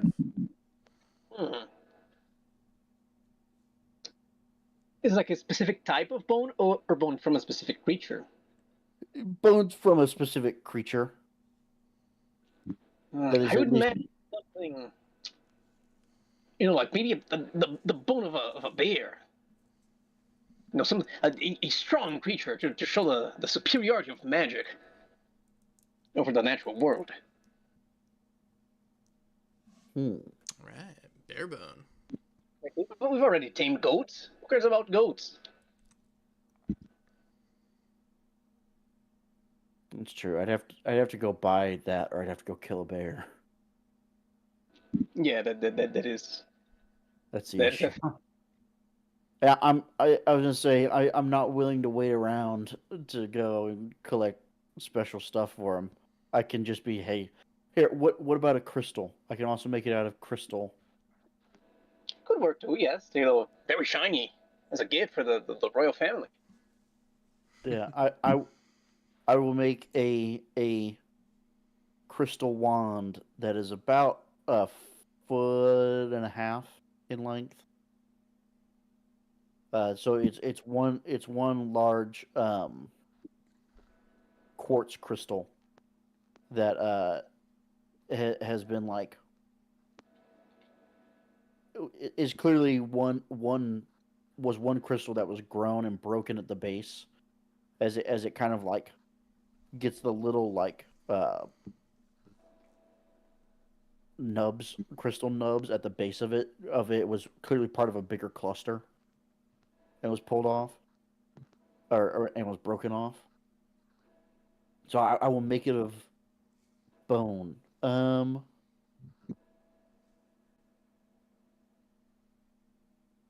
Not of bone, sorry, crystal.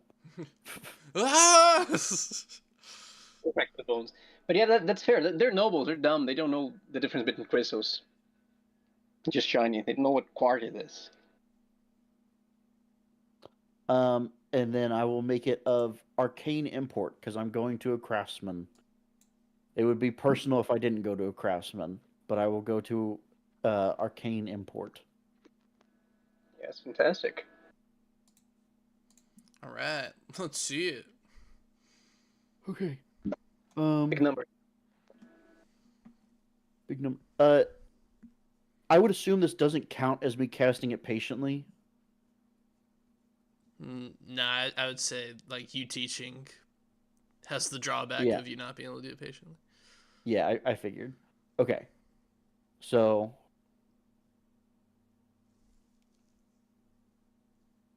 okay. So since it's fire, I will consult 3 dice. And I guess that means I don't get my right of refusal either.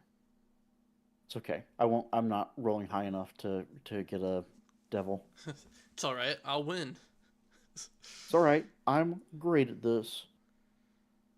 Okay. So Arcane. Submit elemental affinity. 3. Okay. Okay. The staff is of sturdy construction. It possesses a head, so it is able to hold a spell. Yeah. That's what. Oh, okay. And then the Venus. The staff is a beautiful work of art featuring gorgeous carved decorations and inlaid gemstones. Oh, fantastic! The bourgeois will love it.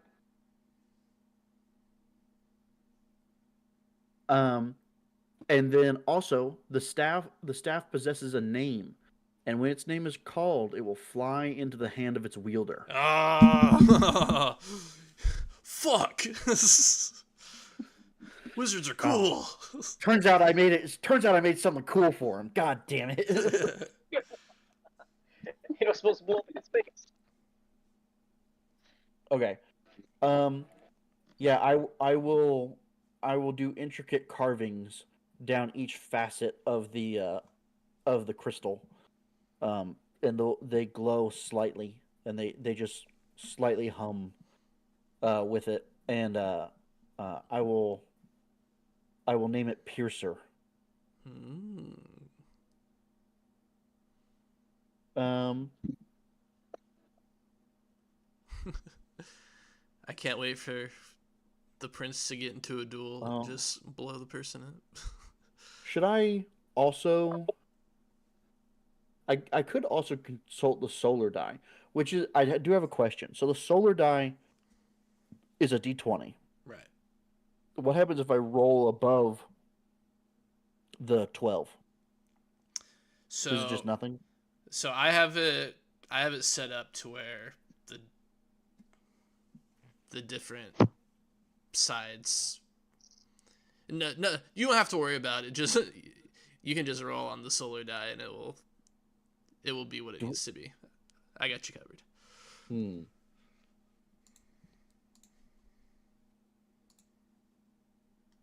I was gonna say, even if I get one devil, it won't really affect me that much because it says the staff will fail to cast a spell bound within it at the worst possible moment.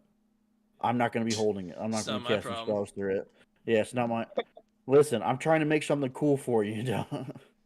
Don't you think the worst possible moment would be you trying to be like, "Here, King, I've made your son this great staff. Let me show you."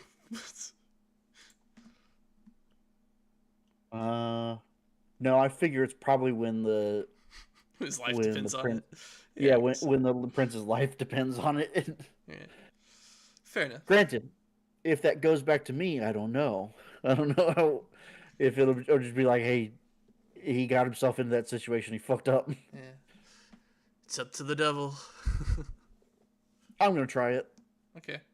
Okay, it's another Venus. Oh, the staff is incomparably beautiful, and the product of a master crafter, and the patterns carved in it seem to contain entire worlds in miniature. Oh man, So those are gonna love. I would say before I had done just runes down each facet, kind of written how like traditional Japanese script is written, of top to bottom, in single lines down each facet. Now each facet is connecting back and forth between these different runes, so the entire thing is just covered in this dense runic scrawl. Oh man, you're turning the prince into a weeb.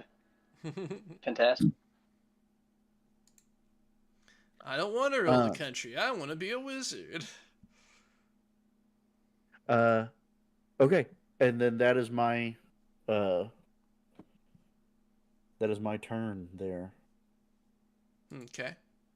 I believe. I'm gonna make a little handout for it. Oh. Oh wait! I need to put the spell into it. I totally forgot about that part.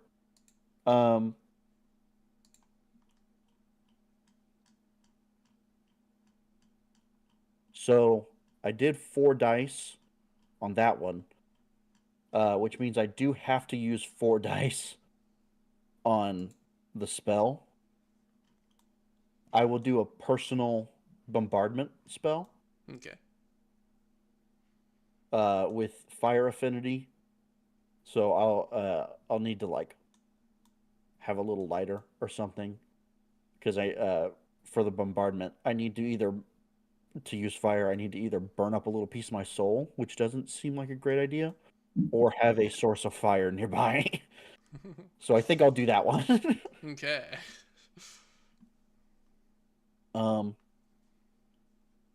So yeah, so I guess that does mean every time he casts it, he would get 3d6s plus a d20 to roll. Which I don't know if it's a solar thing then, or if it's a personal and three personal and a solar. Yeah, that's what I think. Okay. I guess it doesn't matter because it doesn't matter me casting it again.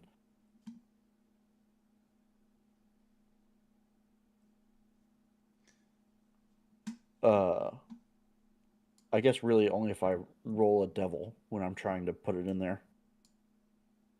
It'll be fine.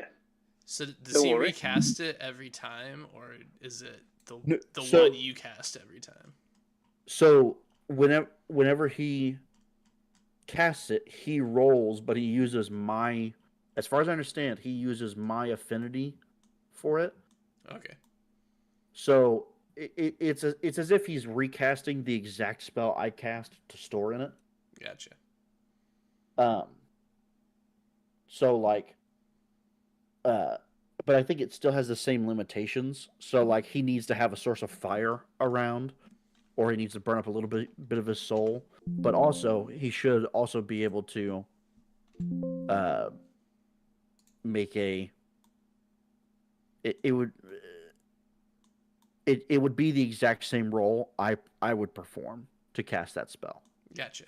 Okay. As far as I understand. So we don't have to have you casting it right now. Yeah. Okay. So it'd be a personal 3 with a solar. Impressive. Cast of bombardment.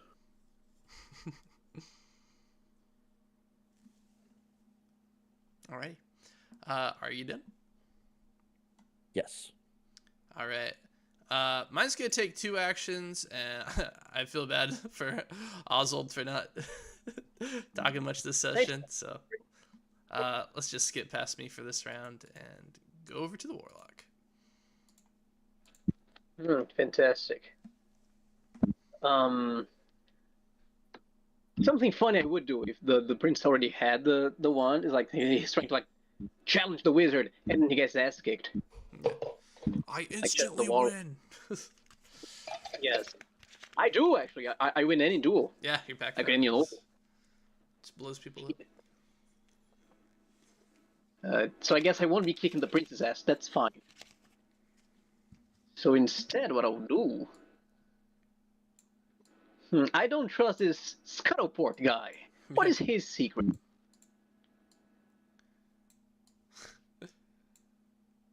Yeah, we actually do know his secret is. He's not actually working for the Pirate Kings. He's working for the Faustian. Yes. Does that count as criminal or dangerous? It's hard to say. Okay, so he's impersonating a member of the court, so it's a criminal. Fantastic. That's awesome.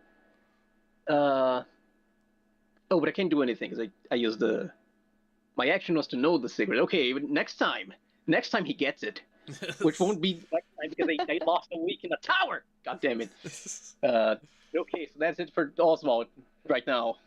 All right. So just gathering information on all those people. Why there's so many foreign people in here? Productive month. Okay.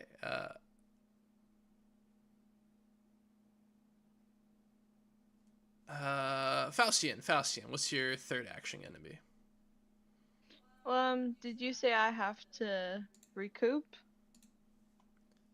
Is that part of this, or do I still get to do like normal actions? So you can recoup your cape whenever you want to. It doesn't have to be like right now. Okay. You just don't have access to it until you recover it. Understood.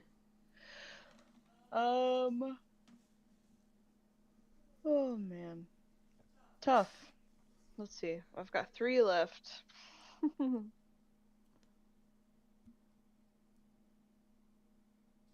um. Would I be able to cast a spell? Another one? Cast another spell Yeah. to remove 2? Yeah, we can do that again. I'd like to, at least to get it down to just 1. Alrighty. Do you want it to be like basically the same thing of you casting dowsing to look at this, or do you want it to be a different new experience? Well, let me see, because they're in Libra, right? I'm gonna go for the ones in Libra. Alright. So that's fishermen and fishwives. And sailors of the reaches. Um.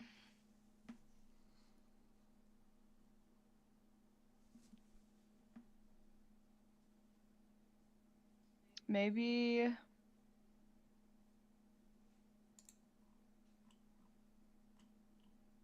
There's like, I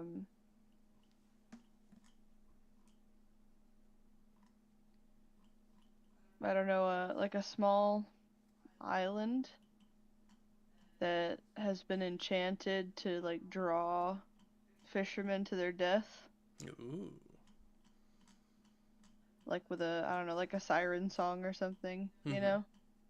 Or a sweet lotus smell, or something about it draws them, and it draws them to their death. They get stranded there, and because they get stranded there because the waves are too choppy, and the cliffs are um, steep and harsh, and they like starve to death. Ooh, okay.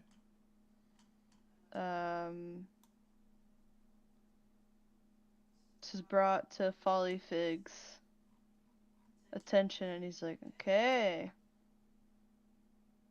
got to see what's causing this on the island, and see if I can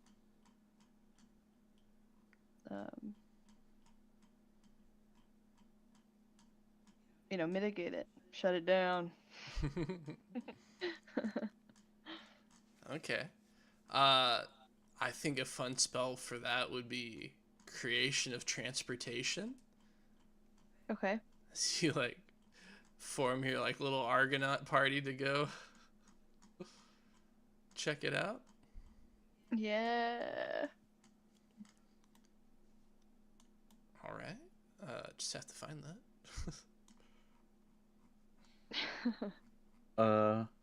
It is page 200 in the grimoire. 200 by the page marking. Okay.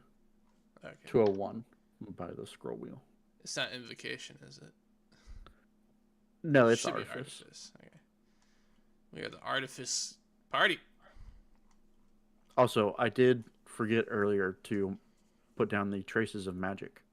So I did for the dowsing and my casting of the spell of the staff.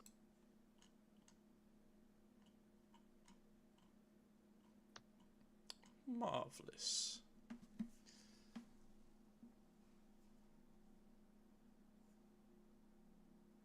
Oh yeah, if we're gonna go this route, I think I'd like to retcon just slightly. Okay. There's a specific crew that's gone missing. A specific crew of fishermen. Okay. That's gone missing, and I'm like, oh man, I've heard about this island, and I'm like, oh man, they're drawn to this island.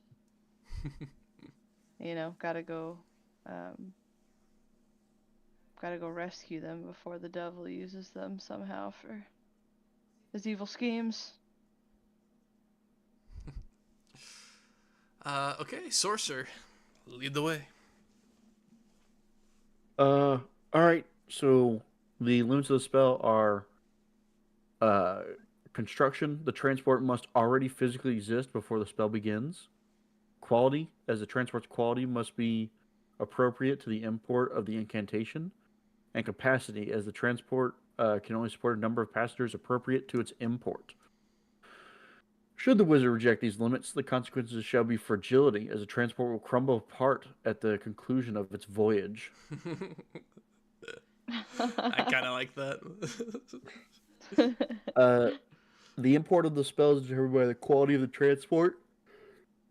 The spell must be of personal import if the transport is makeshift and lashed together, made from an object with no capacity for travel naturally, and can only carry a single passenger, so like a broomstick. The spell may be of arcane import if the transport is of an average sort, unremarkable against others of its kind, and can carry up to 7 passengers without collapsing. The spell may be of mighty import if the transport is exemplary amongst its kind, built through refined techniques by experienced craftsmen, and can carry up to 343 passengers. Wow. Spells is of mythic import if the transport has been built with a skill and grace impossible for mortal hands to achieve, and can carry as many passengers as can possibly fit upon it. And then the element. Before we get too far, which of those appeal to you, Faustine? Well, I want it to be like a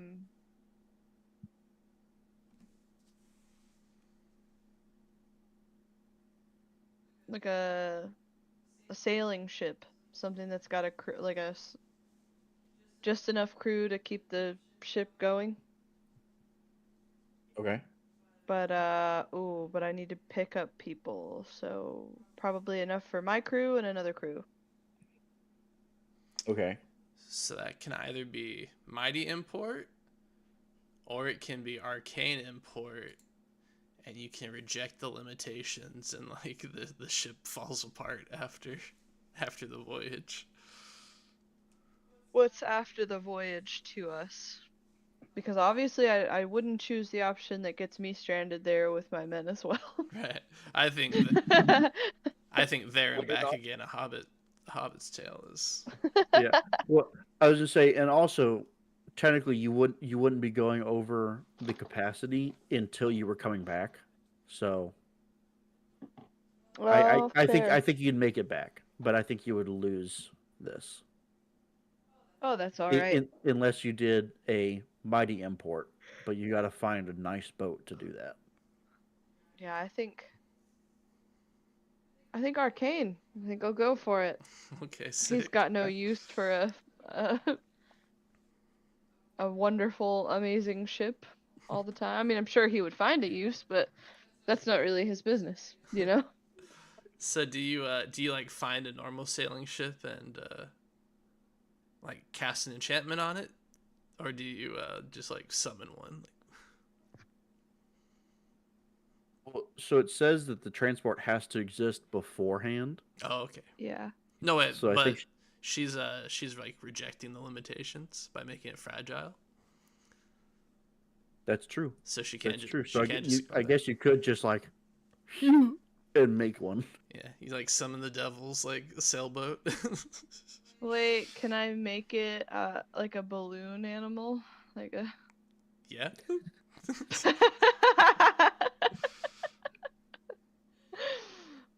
like a balloon animal, like a balloon sailboat. Yeah.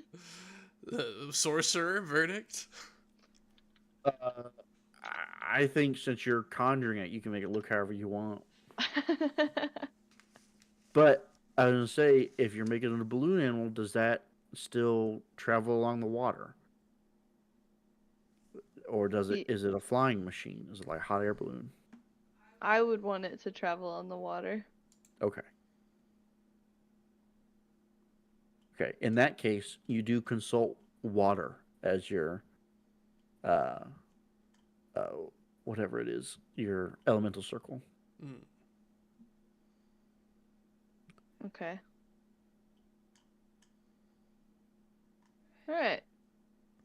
All right. Still don't have the macro, so I'll roll for you. Yeah, sorry. It's in the chat, right? Yeah, it's all good. So it was arcane import. Yes. And what's the elemental affinity? What's your water? I'm scrolling. 1 second. 5. Sorry for the yawn into the mic. Ooh, 5 water. Nice. That's what I'm saying. Okay. Well, it's... Oh my god, it's a kick-ass boat, whatever it is.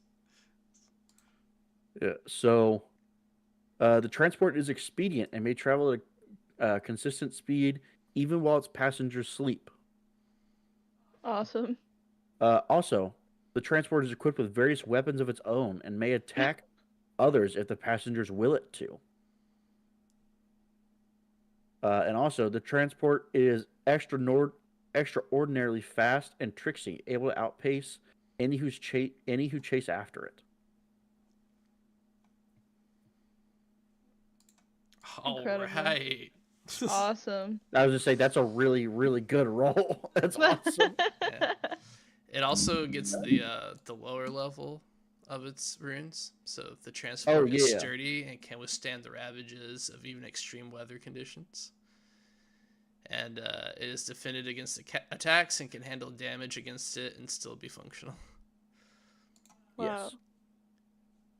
Oh, I just looked at the Luna one on this. Mm. The transport may, at a moment's notice, shrink into the size of a pebble, which you may then more easily store.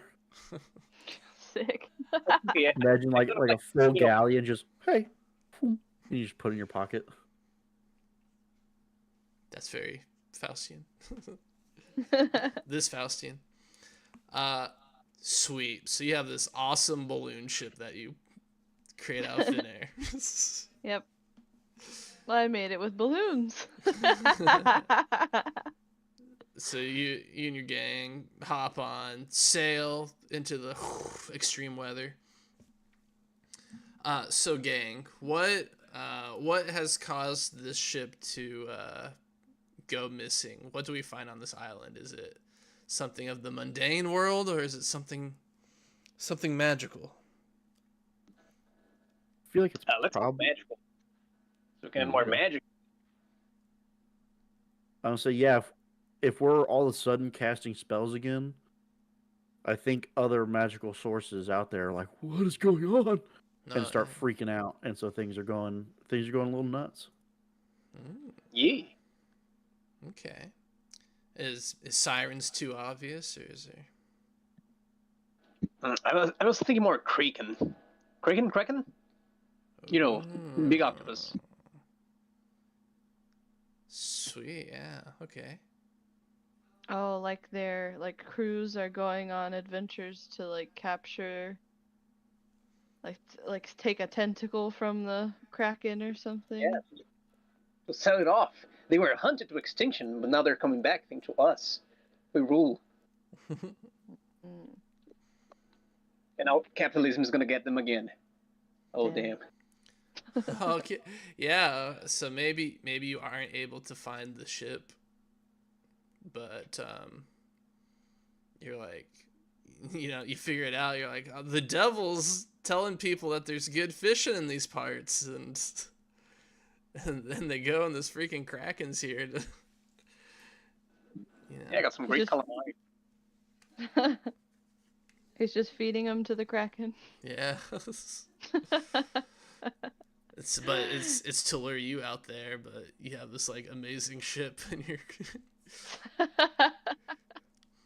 you're like full broadside, and they're like captain, they're balloons, and you're like broadside, I say. Hold the line. Yeah. Tie her down.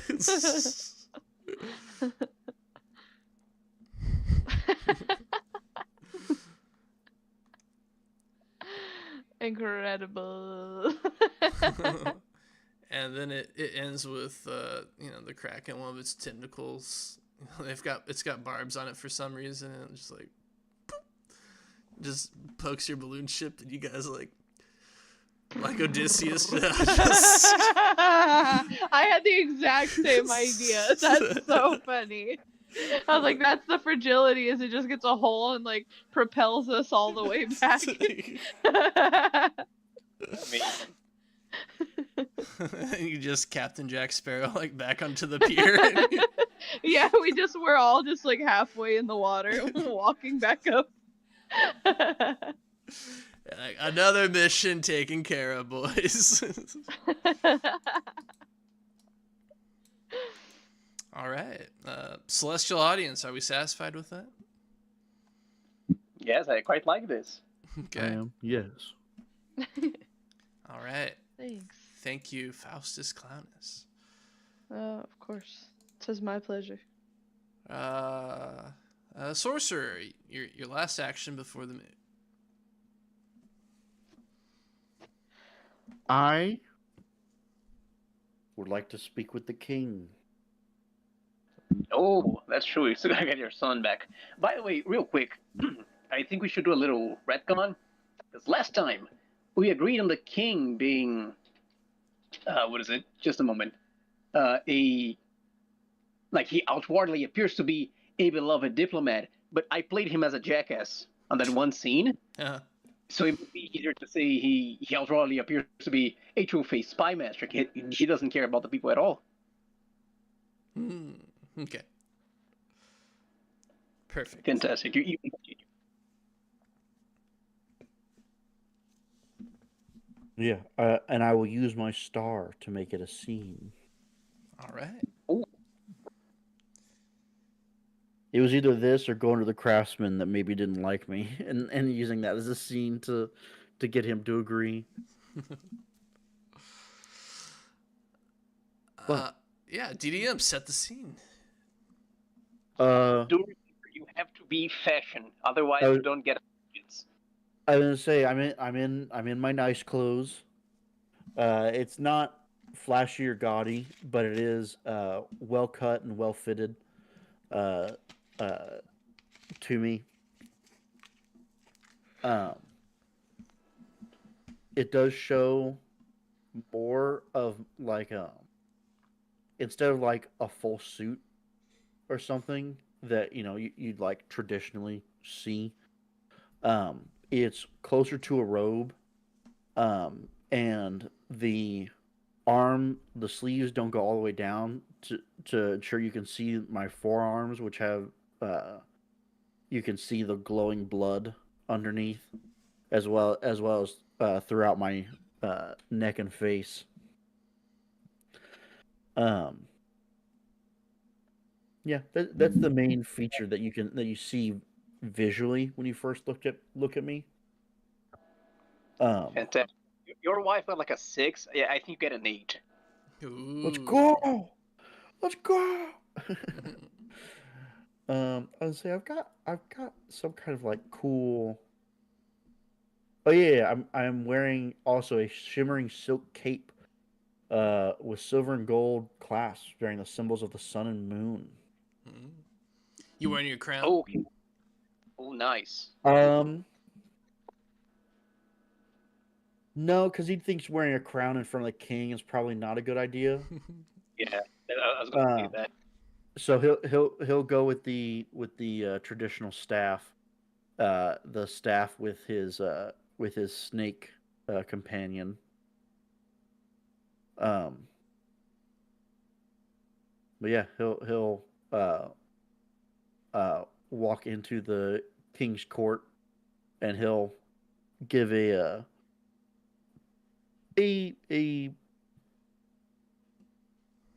he'll give a bow, and he will wait to be addressed. Fantastic. The king's going to turn to the mistress, who is his friend, and say, I was thinking maybe an 8 with the outfit, but that cape is very good. I say maybe a 9. You may speak. And he'll like Maybe. he'll continue the nod, or the bow a little bit for like a nod, and then stand up. And it's a little weird to hear him speak, because his voice does not come from where he is. It like encircles the person he is talking to. Yeah, that's true. So it sounds like he's both much closer and further away than he's supposed to be in many different directions. Um. Uh. Uh. But he'll say, "I've come to return my son and Prentice to where he should be." The king looks slightly worried about this voice coming from all sides of him. It just looks, what the? Like there's just his ear a little bit. He goes, "Oh yes, the boy. Um, I asked to stay last month. That's true. Oswald told me you'd be coming to get the boy." And he turns to the mistress. Quick, get ready, please. And I imagine eventually the prince and Merlin's son arrive into the court. There he is. We took good care of him. He was not as useful as I'd hoped. For my son, we could really use some of that magic around here. Speaking of, don't you? I think I told your wife to tell you. You have to say for yourself. With this lack of magic.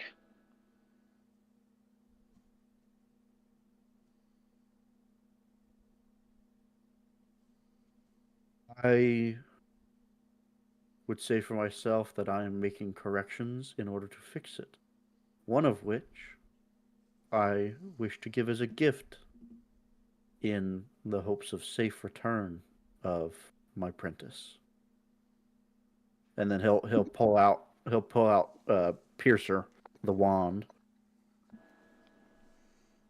Oh, I quite like the yes. Very good. I love it when you wizards know your place. That's fantastic. Quick, son, get it. Yes, Papa. Mine. Like a little kid. He just runs up to Merlin, like grabs the one, not even asking, just fantastic. You can keep your new toy. I'll have to take a look at that later. You boy, you may go with your father. He points to. I don't remember his name. I'm sorry. What's his name? Aaron. Yes, fantastic. And he lets both of you go. Like he brings the prince close to the throne, and he both just look very amazed at the wand. It glows. It's shiny.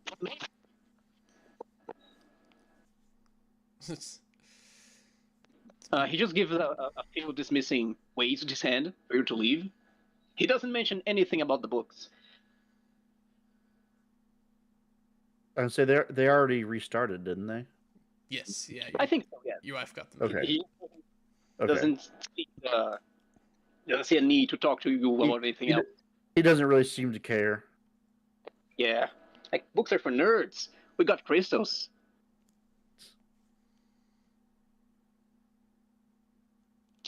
Amazing, get her son back. Yeah, good job. Yeah, he'll give fair warning. He'll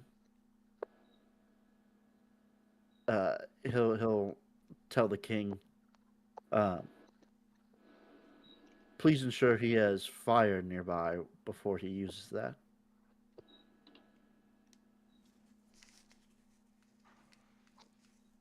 I do wonder if the king would consider this you speaking to him without being spoken to.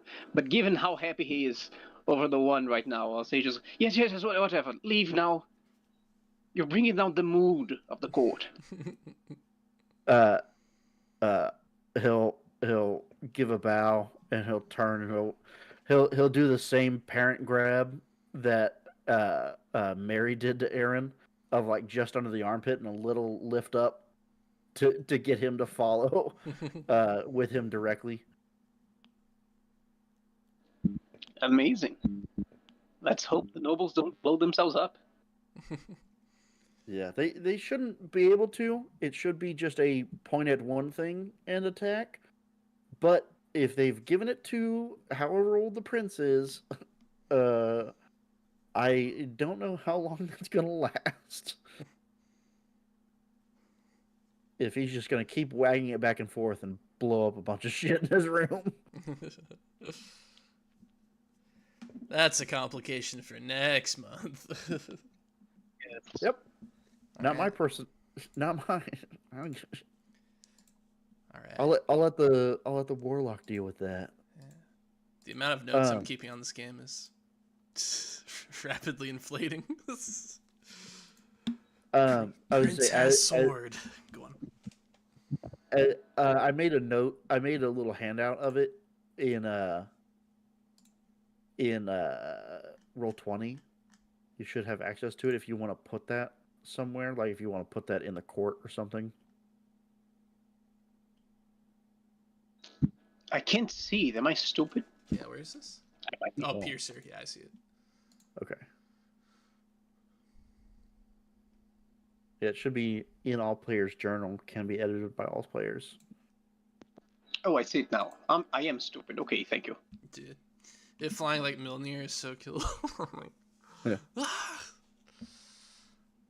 Alrighty. Are we satisfied with the scene? Oh, I was just say as soon as we get out of the king's court to a part where he's not in the view of someone directly, he will turn the like under the armpit grab. He'll let it go, and he'll instead reach his other hand over across his shoulder and give Aaron like a side hug. And that's about it. And then he's like, "All right, time to go home." Ah, perfect. And yes, that's the end of the scene for me. Excellent. All right. It goes to me. I will also be doing a bit of retconning.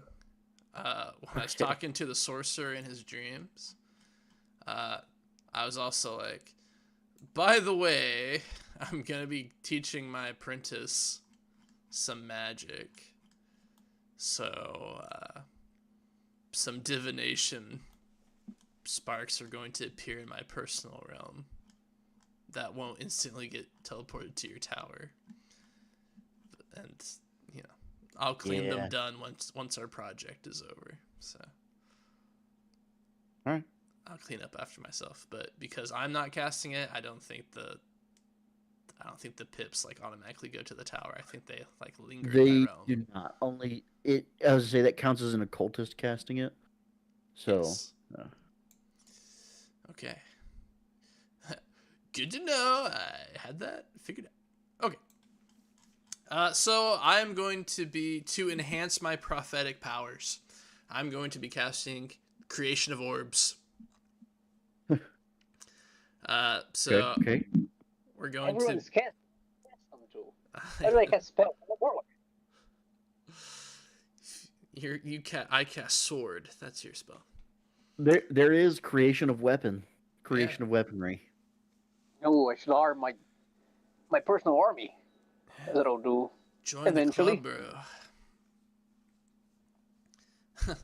Merlin just made it so we can all have gun factories in our sanctuary. So. Yeah. Finally, I'm going to turn this into the U.S. Yeah. So magic's coming back to the world. Listen, I'm definitely next artifice thing. I'm gonna enhance that spell again, so you can spend time gathering materials for it, and then as a result of it, you get to consult twice as many dice, and you already get a patient cast of it, which already doubles your dice. So, as far as I understand, and maybe I'm reading it wrong, you get 4 times as many dice. Does casting patiently really? I thought casting patiently lets you consult. Oh, it lets you consult 2 sets of dice. Yeah, you get a reroll. That's what it is. Okay. I got so excited for a second. I was like, well, I'm about to cast patiently. But, yeah, you get 2 sets of dice. Yeah. Additional.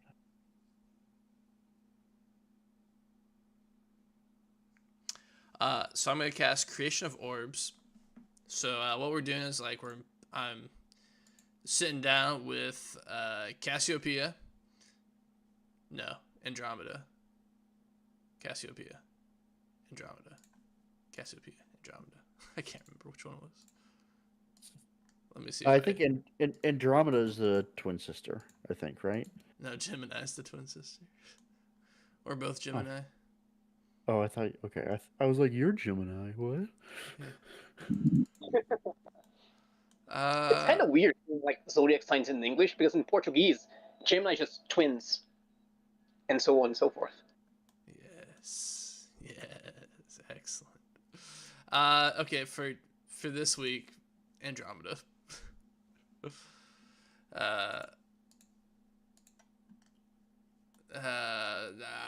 I'm spending time with Andromeda, teaching her creation of orbs.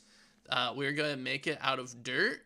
And so what that looks like is it's gonna be like that Japanese art of making perfectly round and shiny spheres out of dirt. Okay. And I'm going to cast this at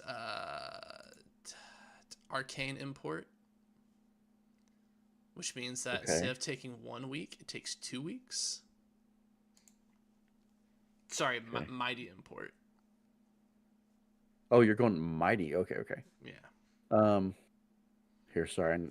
I was looking for the cast patiently rules. But okay, I'm here now. So, you're going to Mighty Import? Yeah.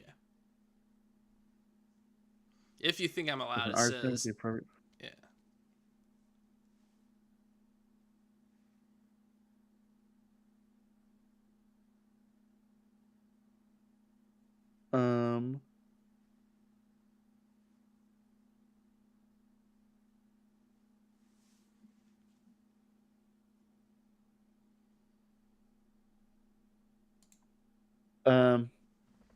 Yeah, I would say you could count as an artisan.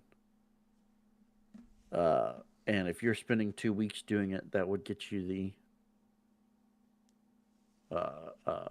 what you need. Sweet. Okay. Because we're making it out of dirt, that's earth. And when you have your apprentice cast something, they have the same elements as you, but 1 less.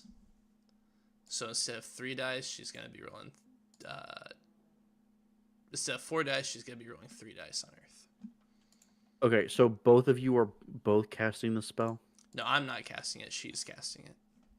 She's casting it. Okay. Yeah. So your apprentices are considered to have like the same elements that you do, but 1 less. So I have a 4. Yeah. So she has a 3. Okay. All right, and this is patiently, so I'm gonna roll 2 copies of it. Okay, well, not doing that one. She doesn't have a pack fragment, so she can't do anything with salt. That's true. Although the Neptune's pretty cool, and I wish I got to keep that. Oh, looks like you do. I got it anyway.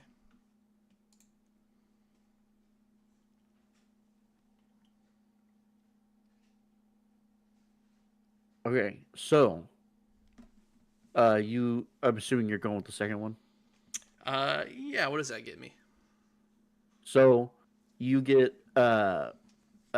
you may speak the name of any location within the archipelago of Isha to reveal that location. That location is revealed within the reflection of the orb, as if you were peering down upon it. And then you also get the spirit of the orb is a sentient being, which will obediently respond to simple commands and can sift through all that is visible to the orb in order to produce the answer to the wizard's question. So you've got a computer enhance. Yeah. Oh, I want both of those. You do get both of those. Well, so the reason I'm having her cast it is because I can change one of the Oh, yeah. one of the emblems to something else. So if you go down to 1 Jupiter, you get speaking the name of any location upon the same aisle as the orb. Reveal that location within its reflection as if you're peering down upon it. Gotcha. Okay. So that limits your range a little more, but if you can travel, you can look at what you want. Very well. So I will get rid of 1 Jupiter. Okay. I'm gonna replace it. Sorry, go ahead. As I'm guiding her, and I'm going to replace it with 1 Luna. Okay. Spells of divination cast by the bearer of the orb, in which the orb can see within its reflection the subject of divination. Consult twice as many dice. That's pretty good. Yeah, that's why I wanted it. So that's pretty good. So now I can cast those good prophecies. Okay. That is pretty cool. Yeah. So that puts a divination in my inner sanctum on your map. Yes. Let me double check that it's not a hidden one.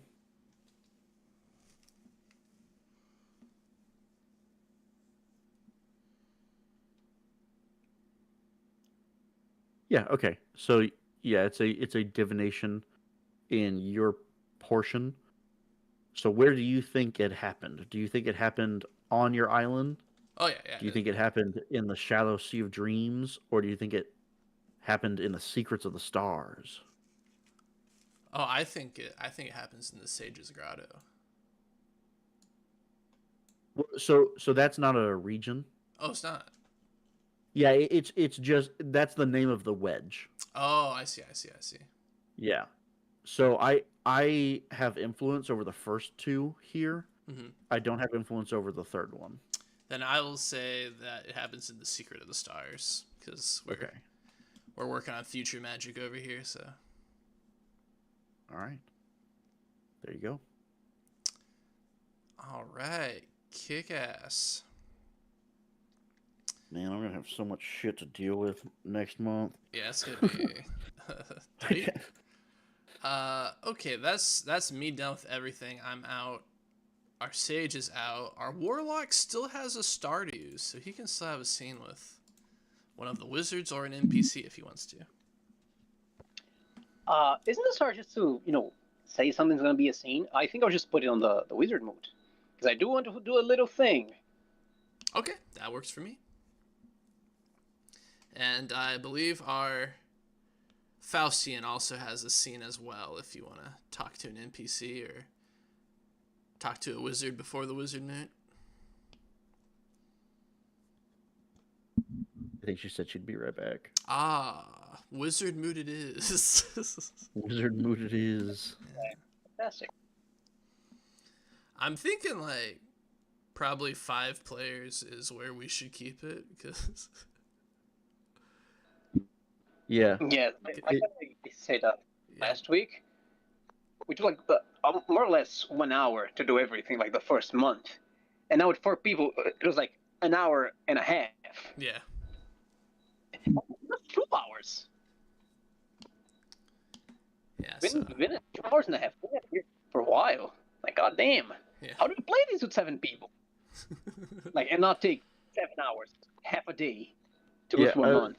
I was gonna say I think it's literally hey, we're doing the 1 meeting. Be prepared for what you want to do.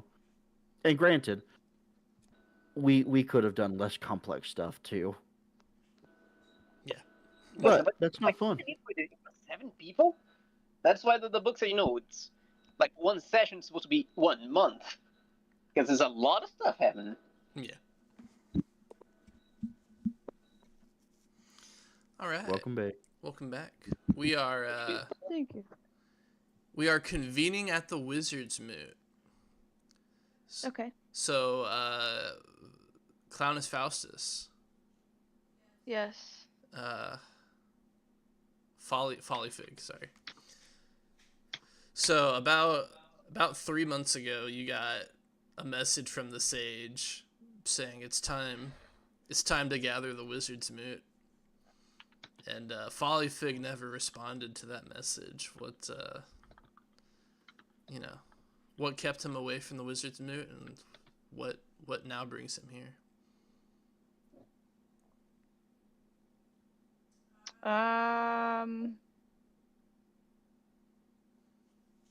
Let's see. I think it should be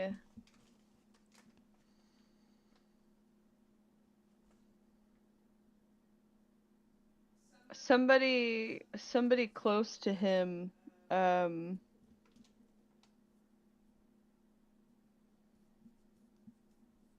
Like hid the communication, hid the letter or something.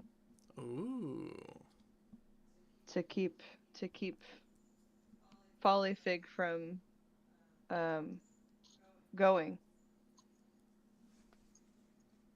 for their own devious machinations. It was the devil. It was the devil again. It's always him. It's always the devil. It's always the devil. Oh, not everything's the devil, Follyfig. Jeez. No. No, but it is though. Well, I No, but was like, gonna have you met the say- guy? Yeah. I was gonna say it might be his witch. Ooh, your witch lover. Yeah, that's at least who he is. Once he found it, that's sort of his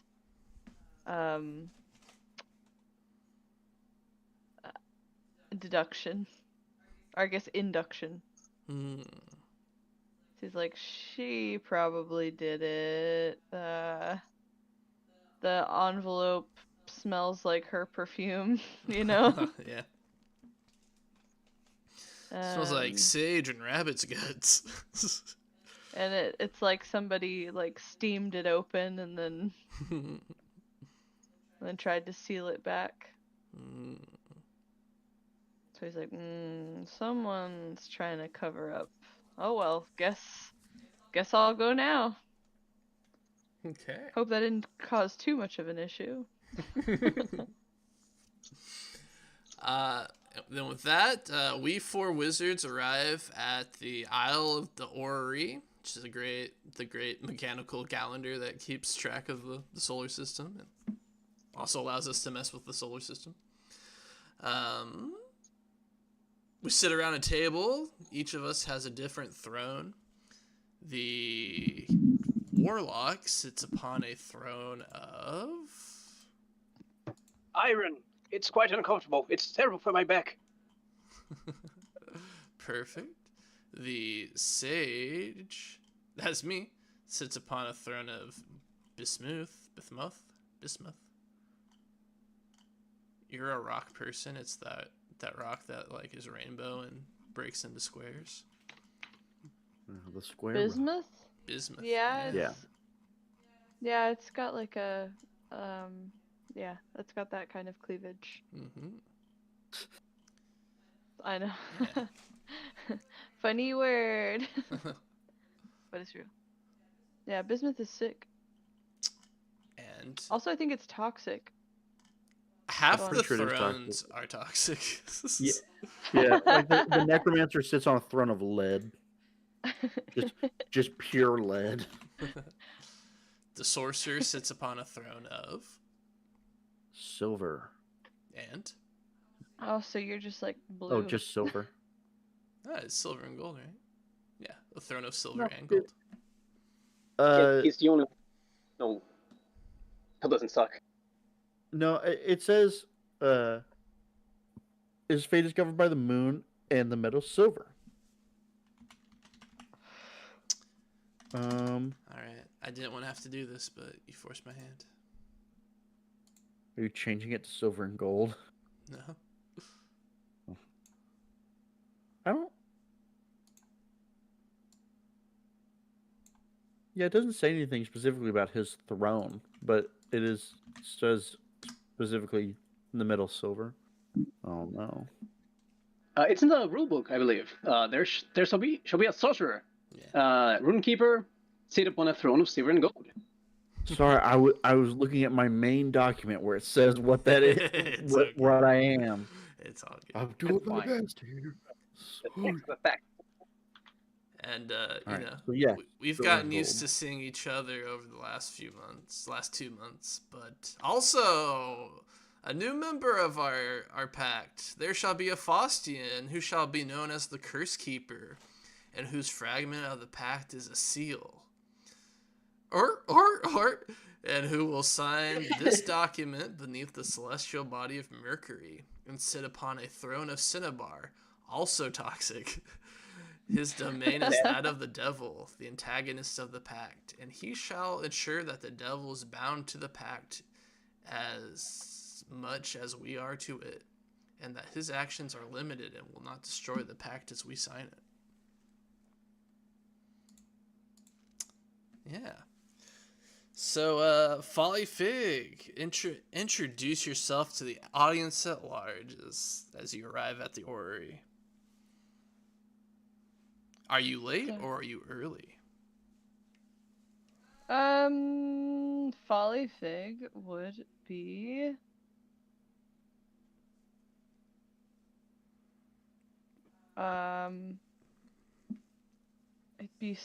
I think he'd be slightly late. I think not anything. I think like it would hit the exact time that it was supposed to start. And as everyone's getting ready to like draw a breath to move on, he'll like, oh, hello. Perfect. Yeah. Gemini arrives first, always, to like set the place up. He's like the facilitator of the pact. Oswald always arrives on time, and so the two of us see each other, Oswald, and I'm just like, well, just gonna be the three of us again. Fantastic. We then wait. The third month. Let's roll. Yeah. Now I we're was gonna say, hey, Merlin's still a little late. He's not as late as he has been before, but he's still a little late. Yep. I think like 5 to 10. I think is Oh a wow, good. he's getting so good. The first meeting he was late half an hour. Yeah. A little scared. He was They really just late. kidnap. I'm gonna kidnap everyone's like- children. He was like, oh, I have to leave my library. Damn it. And then he's like, okay, yeah, I gotta go see the guys. Let's go. Alright, so Merlin arrives and Gemini sighs and he's like, alright, we might have to come to accept that the other domains have been abandoned. It's just the three of us. And yeah, that's when Folly Fig. Does he make a big deal out of it, or does he just like scuttle over to his seat and sit down?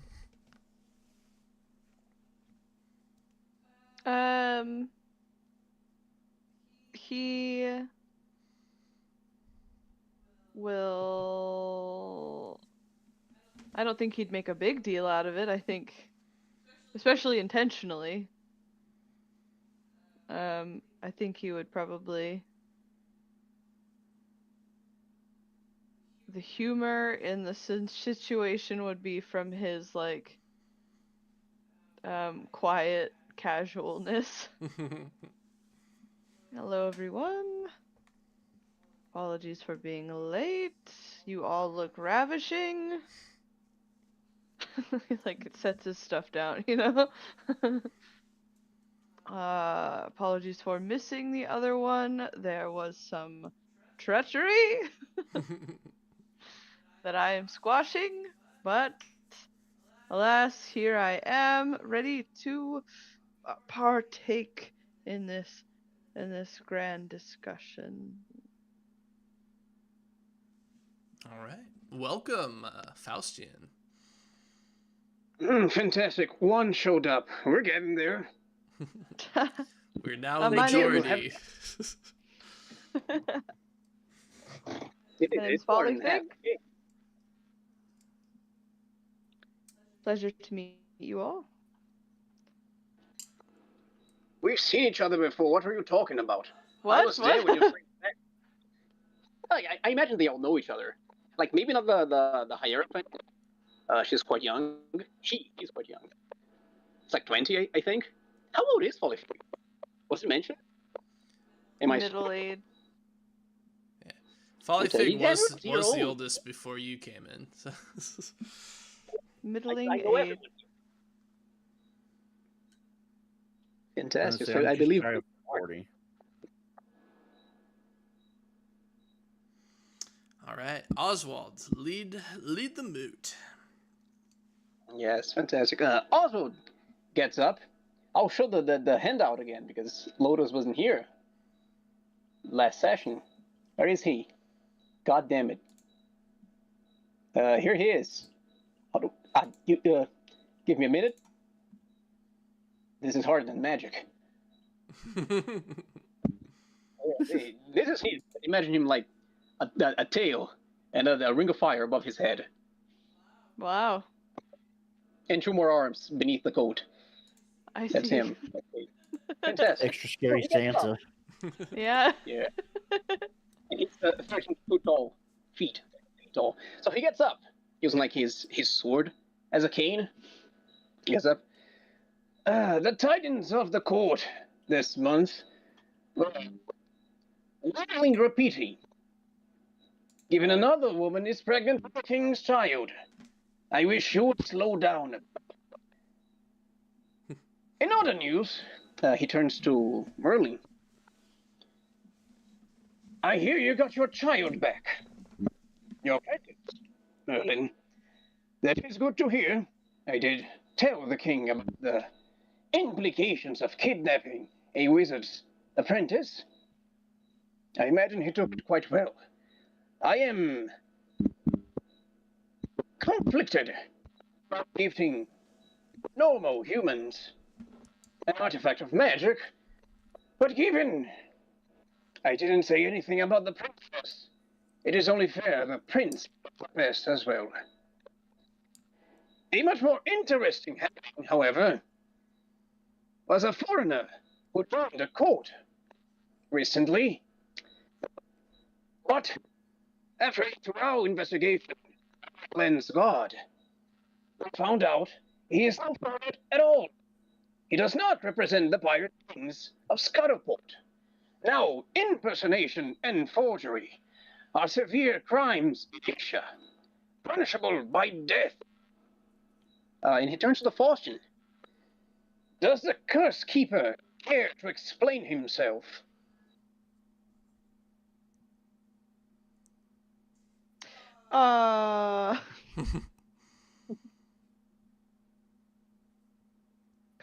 He'll lean forward and say, "Could you repeat the question?"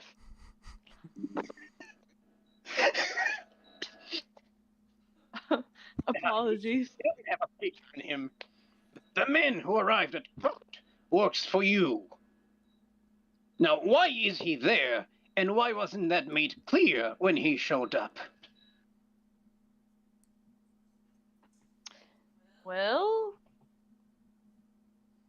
to put it simply, it is in the best interest of all of us for there to be players that we may utilize that aren't what they seem, and that can bend and weave the perceptions of other people for our benefit. He squints his eyes, and the ring of fire above his head gets hotter. Like the flame goes blue. Mm-hmm. I'll accept that explanation for now. What's the order of wizard again, real quick? Okay. The Star Keeper may speak next. And he sits down. He, Gemini nods his head. Not that anybody can see. And, he says, all is well with the equilibrium.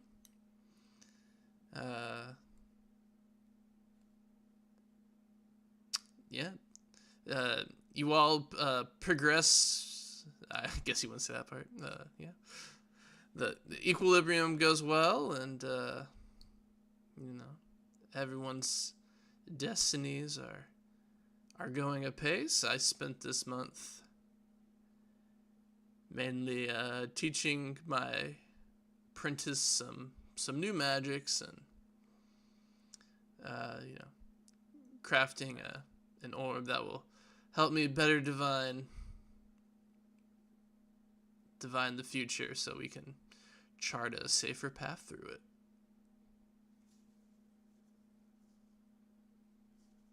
He says, omitting invading invading Merlin's dreams, or helping the Faustian take out a devil worshipper.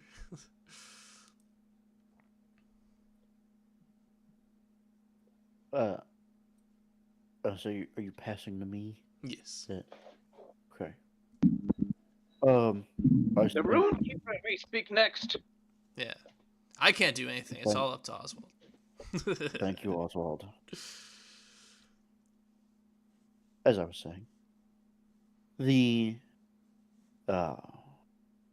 main objective this month was the return of my apprentice and son. In the process of that, and in the process of categorizing and documenting the traces left behind by the occultist that had infiltrated the king's court last month, I was able to bring about an innovation. And he'll kind of start to undo he'll show his own grimoire, and in the middle of it, next to the creation of staves, you can see there's extra writing around it that describes basically walking someone without magic through it in order to get them to replicate the spell. Essentially informing you all that this is available, and also that he did it.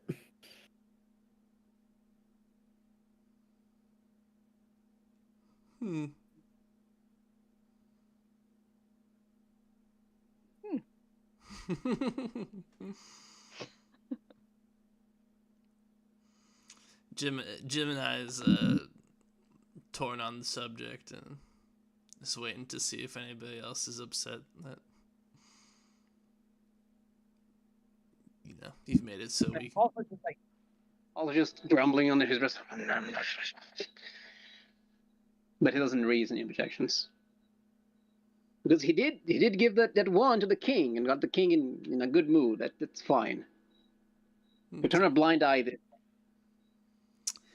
Then Jim and I defers to Oswald as far as stuff like that goes. So if he doesn't raise an objection, Jim and I's like, all right, must be fine. Will Merlin say anything else? No. Fantastic. He would inform you guys that it happened, and that he did use a craftsman within his university, or I guess within the university. It's not his. He owns the tower, but not the university.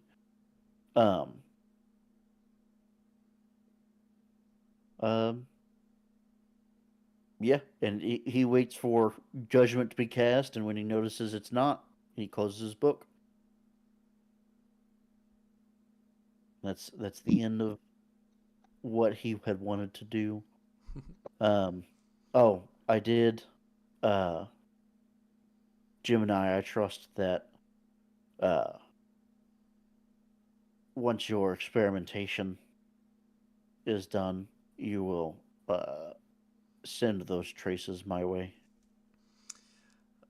Yes, we have a few more iterations to go over with the orb, but I will see that it's done.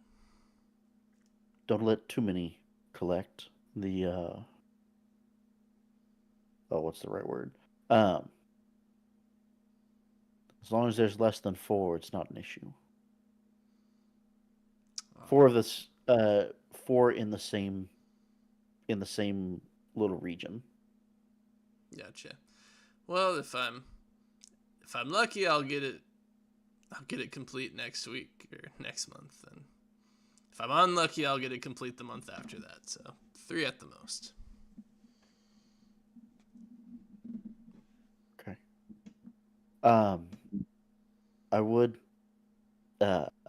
Faustian, due to needing to gather my apprentice this month, I was somewhat lax on cleaning up the mess left behind by occultists. Sadly to say, that's mostly within what is this place called? Scuttleport. Mostly within the Scuttleport. So I do worry that there may be some extra lawlessness next month as I clean up there. Understood. I suppose that means me and the boys will have to kick it into high gear. We flash back to this. In the middle of a hurricane, there's a kraken that you're fighting off. Fighting off of a balloon ship. Yes. What I'm hearing is next month is going to be quite exciting.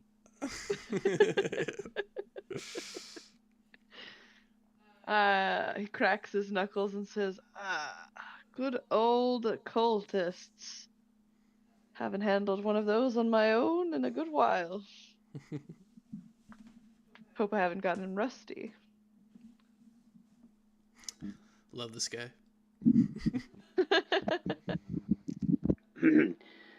The Curse Keeper may speak next. Yes, Faustian, regale us with what you accomplished this month. Oh, well. Let's see. I've thwarted evil twice, at least. Let's see, the devil was going to change the histories of the... What was it? What did you call it? The Great Mistrust of the Halcyon Isles? Is that what you said? Yeah. It's going to alter the truths of this tome. Luckily,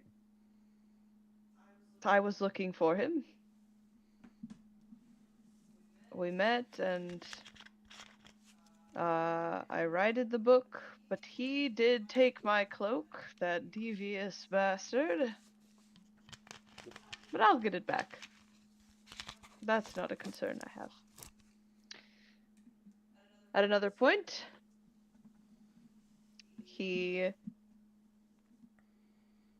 through his machinations, he was luring sailors and fishermen out into the maw of a kraken. And we squashed that one as well. Well, in a way. We saved a crew that had gone missing, a very valuable crew. But the kraken's still out there. Call it my white whale.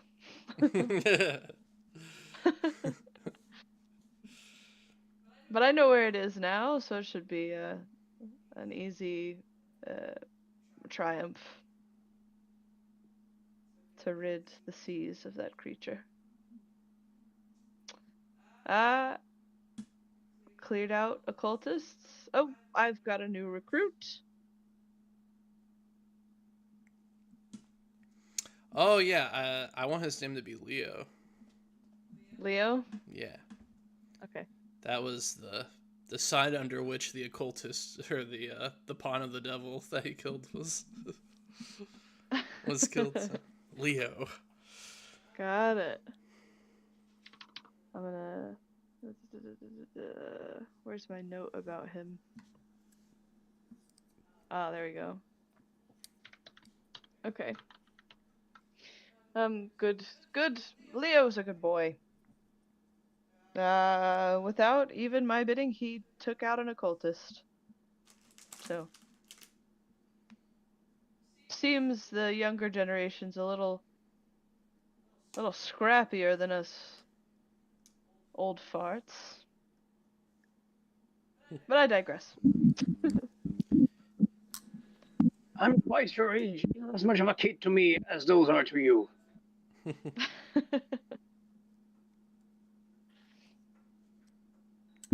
But very well. It's good to have some good news. For once. A Kraken showing up again. Yes, quite good. I suppose I can let that transgression of yours slip. He gets up again, like hits the ground twice, but it's a bit hard. The wizard moot has concluded.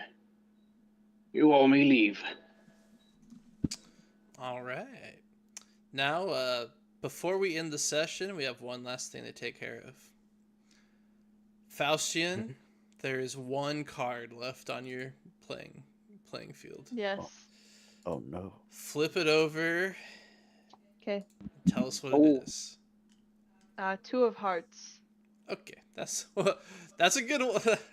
That's at least not a bad one. Let me find where that is. 2 of hearts. 2 of... Yep. I was like, that's a song. Okay. Ask the wizard who in this community was... Okay. Ask the wizard who in this community has caught his eye and stirs his heart as he falls in love despite himself. Create a new character and determine how this character is influenced by the devil. Then you go through your Faustian deck.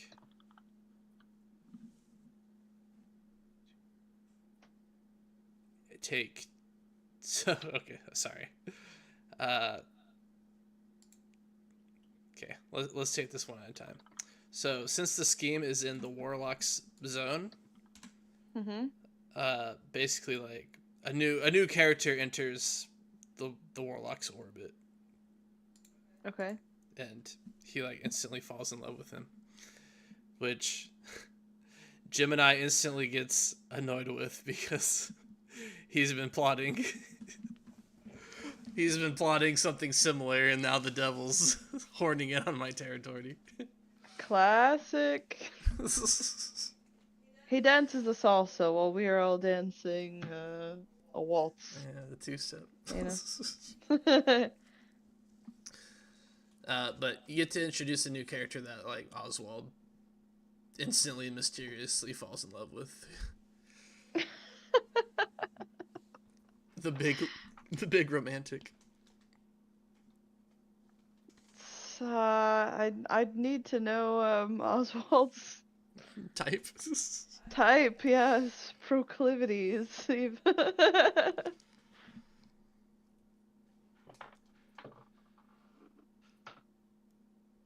Yeah, Oswald. What's what sort of character would appeal to you? He said Discord died for him. Oh, okay. Tragic.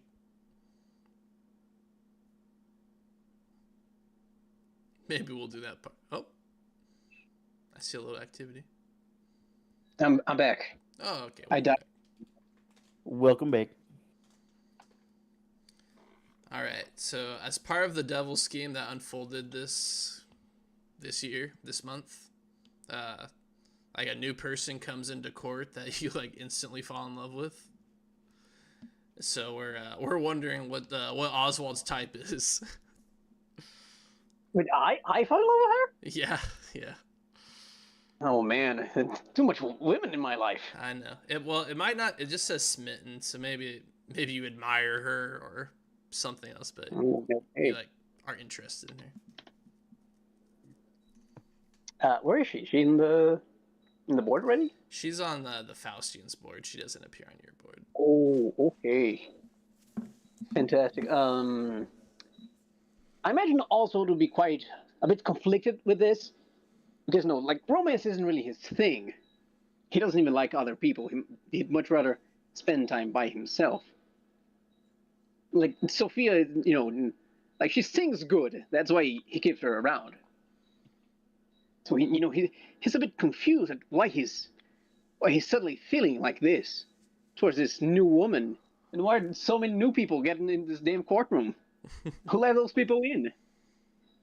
But yes, Okay. right now he's just biding his time. Just this is strange.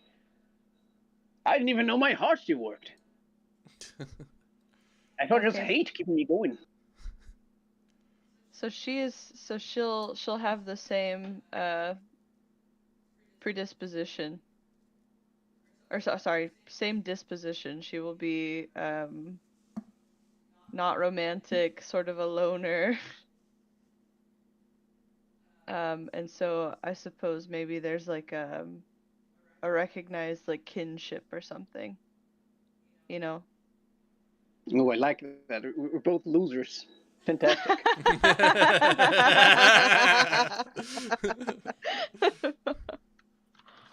What a way to spin it. All right, so there's another loner in the nobility. Lotus, how is she influenced by the devil?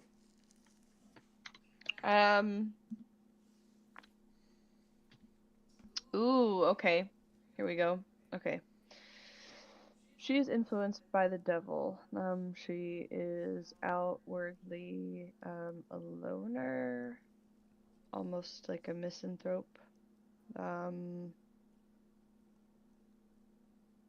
see. So what would be her angle? Her angle would probably be They're just bonding. Oh, you hate people too? Come here. I know I like you.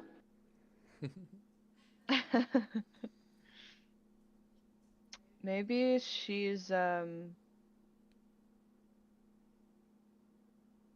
because she's a loner and sort of like is observing everyone else, maybe she spreads rumors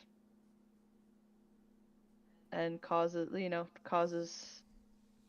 she's like a fly on the wall, so she sees things that she's not supposed to, and she's like, well, I saw this person over here and this. Okay, yeah, she's just So like she's sowing like political social discord. Very good. All right, next part of it is that you're gonna go through your Faustian deck. Uh-huh. You're gonna choose 2 hearts to take out of your deck and put into the devil's deck. Okay, go through my okay.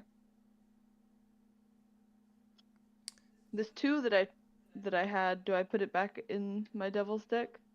Yes. Okay. Choose 1 heart? 2 hearts. 2 hearts. Okay. I will choose. Let's see. Jack of hearts. And 4 of hearts. Okay. So I shuffle it in? Yeah. Okay. And then the final bit of it is that the devil now gets to put a pawn in the warlock's court. So he manages to replace replace the pawn that got knocked down. Shit. Oh, he put it in the warlock's court, not the Faustian. Yeah, because that's where the scheme was in the warlock's court. Yeah. Okay, okay. God damn it, it's always him. Yeah. So the scheme that he was plotting was to get this gossip like in the court for some reason. All right, and that's where gameplay over. DDM, favorite part of the sesh. We cast a lot more spells this time. Fuck I yeah. really enjoyed that. We did. We did like 1 or 2 spells last time. This time we did like 6 or 7. Hell yeah. Maybe not that many. Numbers. God damn it! I didn't even recognize that I said that. 6, 7. Oh no. Anthony, your favorite part? I also really like the more spells angle, but like I said last session, we saw more of another board, and then the board started interacting with each other. So we got the devil messing with mine, and I'm messing with DDMs. It's great, it's fantastic. I love that. I really more boards, please. Even if the session takes like 6 hours, or 7. Lotus won't allow me to do that, but I agree. Yeah, I really liked me like screwing you over at the start of the session, and then you being like, yeah, it was very funny. I loved it. You coming back for me was pretty great. Lotus, favorite part of the session? I like how it's a it's a mechanics thing. I like how the spells work. I like how you put them together to make like the end result. Yeah, I think there's a lot of like flexibility in it, and I thought that was kind of a really fun and what's the word? I don't know. I can't come up with a good word. Fun and deep. You kind of delve into it. Yeah, they're all so cool. I love just you getting like this amazing battleship, like out of nowhere. It's so good. Whimsy. All right, DDM. What do you wish to see more of next session? I feel like we had a good amount of like intrigue between what's going on. I think overall, if we're at a better understanding of what we're doing, I think maybe we get through 2 rounds. Ooh, ambitious. Well, I know. Big deal. Next time we're gonna have to walk Guardian through it. So that's okay. Who is he playing? Mariner? He's playing the Necromancer. Oh, the Necromancer. Oh, the Necromancer's game isn't too bad though. Yeah, it's easy. At least until we start killing people. That's true. Yeah, I'm loving playing the Sage because his game's just so chill. It does still very much feel like a kind of a DM role. Yeah. Of like, well, I'm gonna just. My game is I'm gonna meddle in everyone else's. Yeah, exactly. And I don't know. I can just like spend 2 weeks. I got my own set of goals. Yeah. I spend 2 weeks to myself, and like, what you guys are like? So what are you doing? I'm like, oh, just chilling, just playing in dirt with my apprentice. Yeah, I spent 2 weeks casting a spell, so now I'm good for the wizard moot. What do you mean? You just show up in dreams, and that's it. Anthony, what do you wish to see more of next sesh? Speaking of the Necromancer, I would love to start killing people, so I get rid of all these nobodies in my courtroom, and I get all the NPCs in my legions, my faction, so I control the islands. That's my plan right now. Excellent. But I still want to see more boards as well.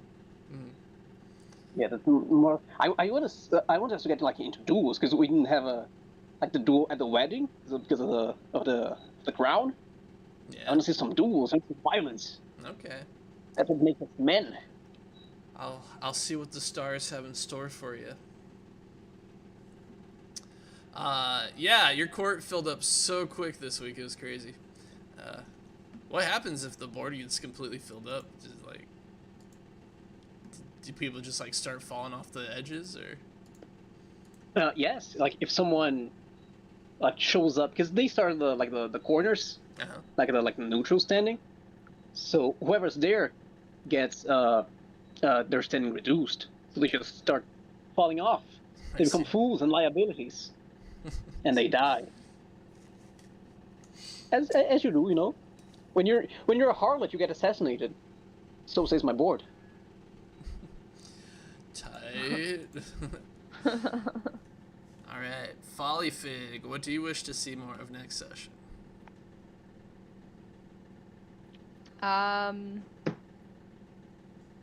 Maybe more NPC interaction. Yeah, I could feel you yearning for it. Perhaps I'm asking for something from a game that's not really built for that, but yeah, I was, you know, I think that's something that I, as a player, value in a game, is the roleplay aspect of it. Which the roleplay aspect is here. It's just it feels very like mathematical. Right. Yeah. I get you. Yeah, we'll work on it. We'll get into a groove. Yeah, I know. I was just learning too, so. Yeah. Okay. So no session next week.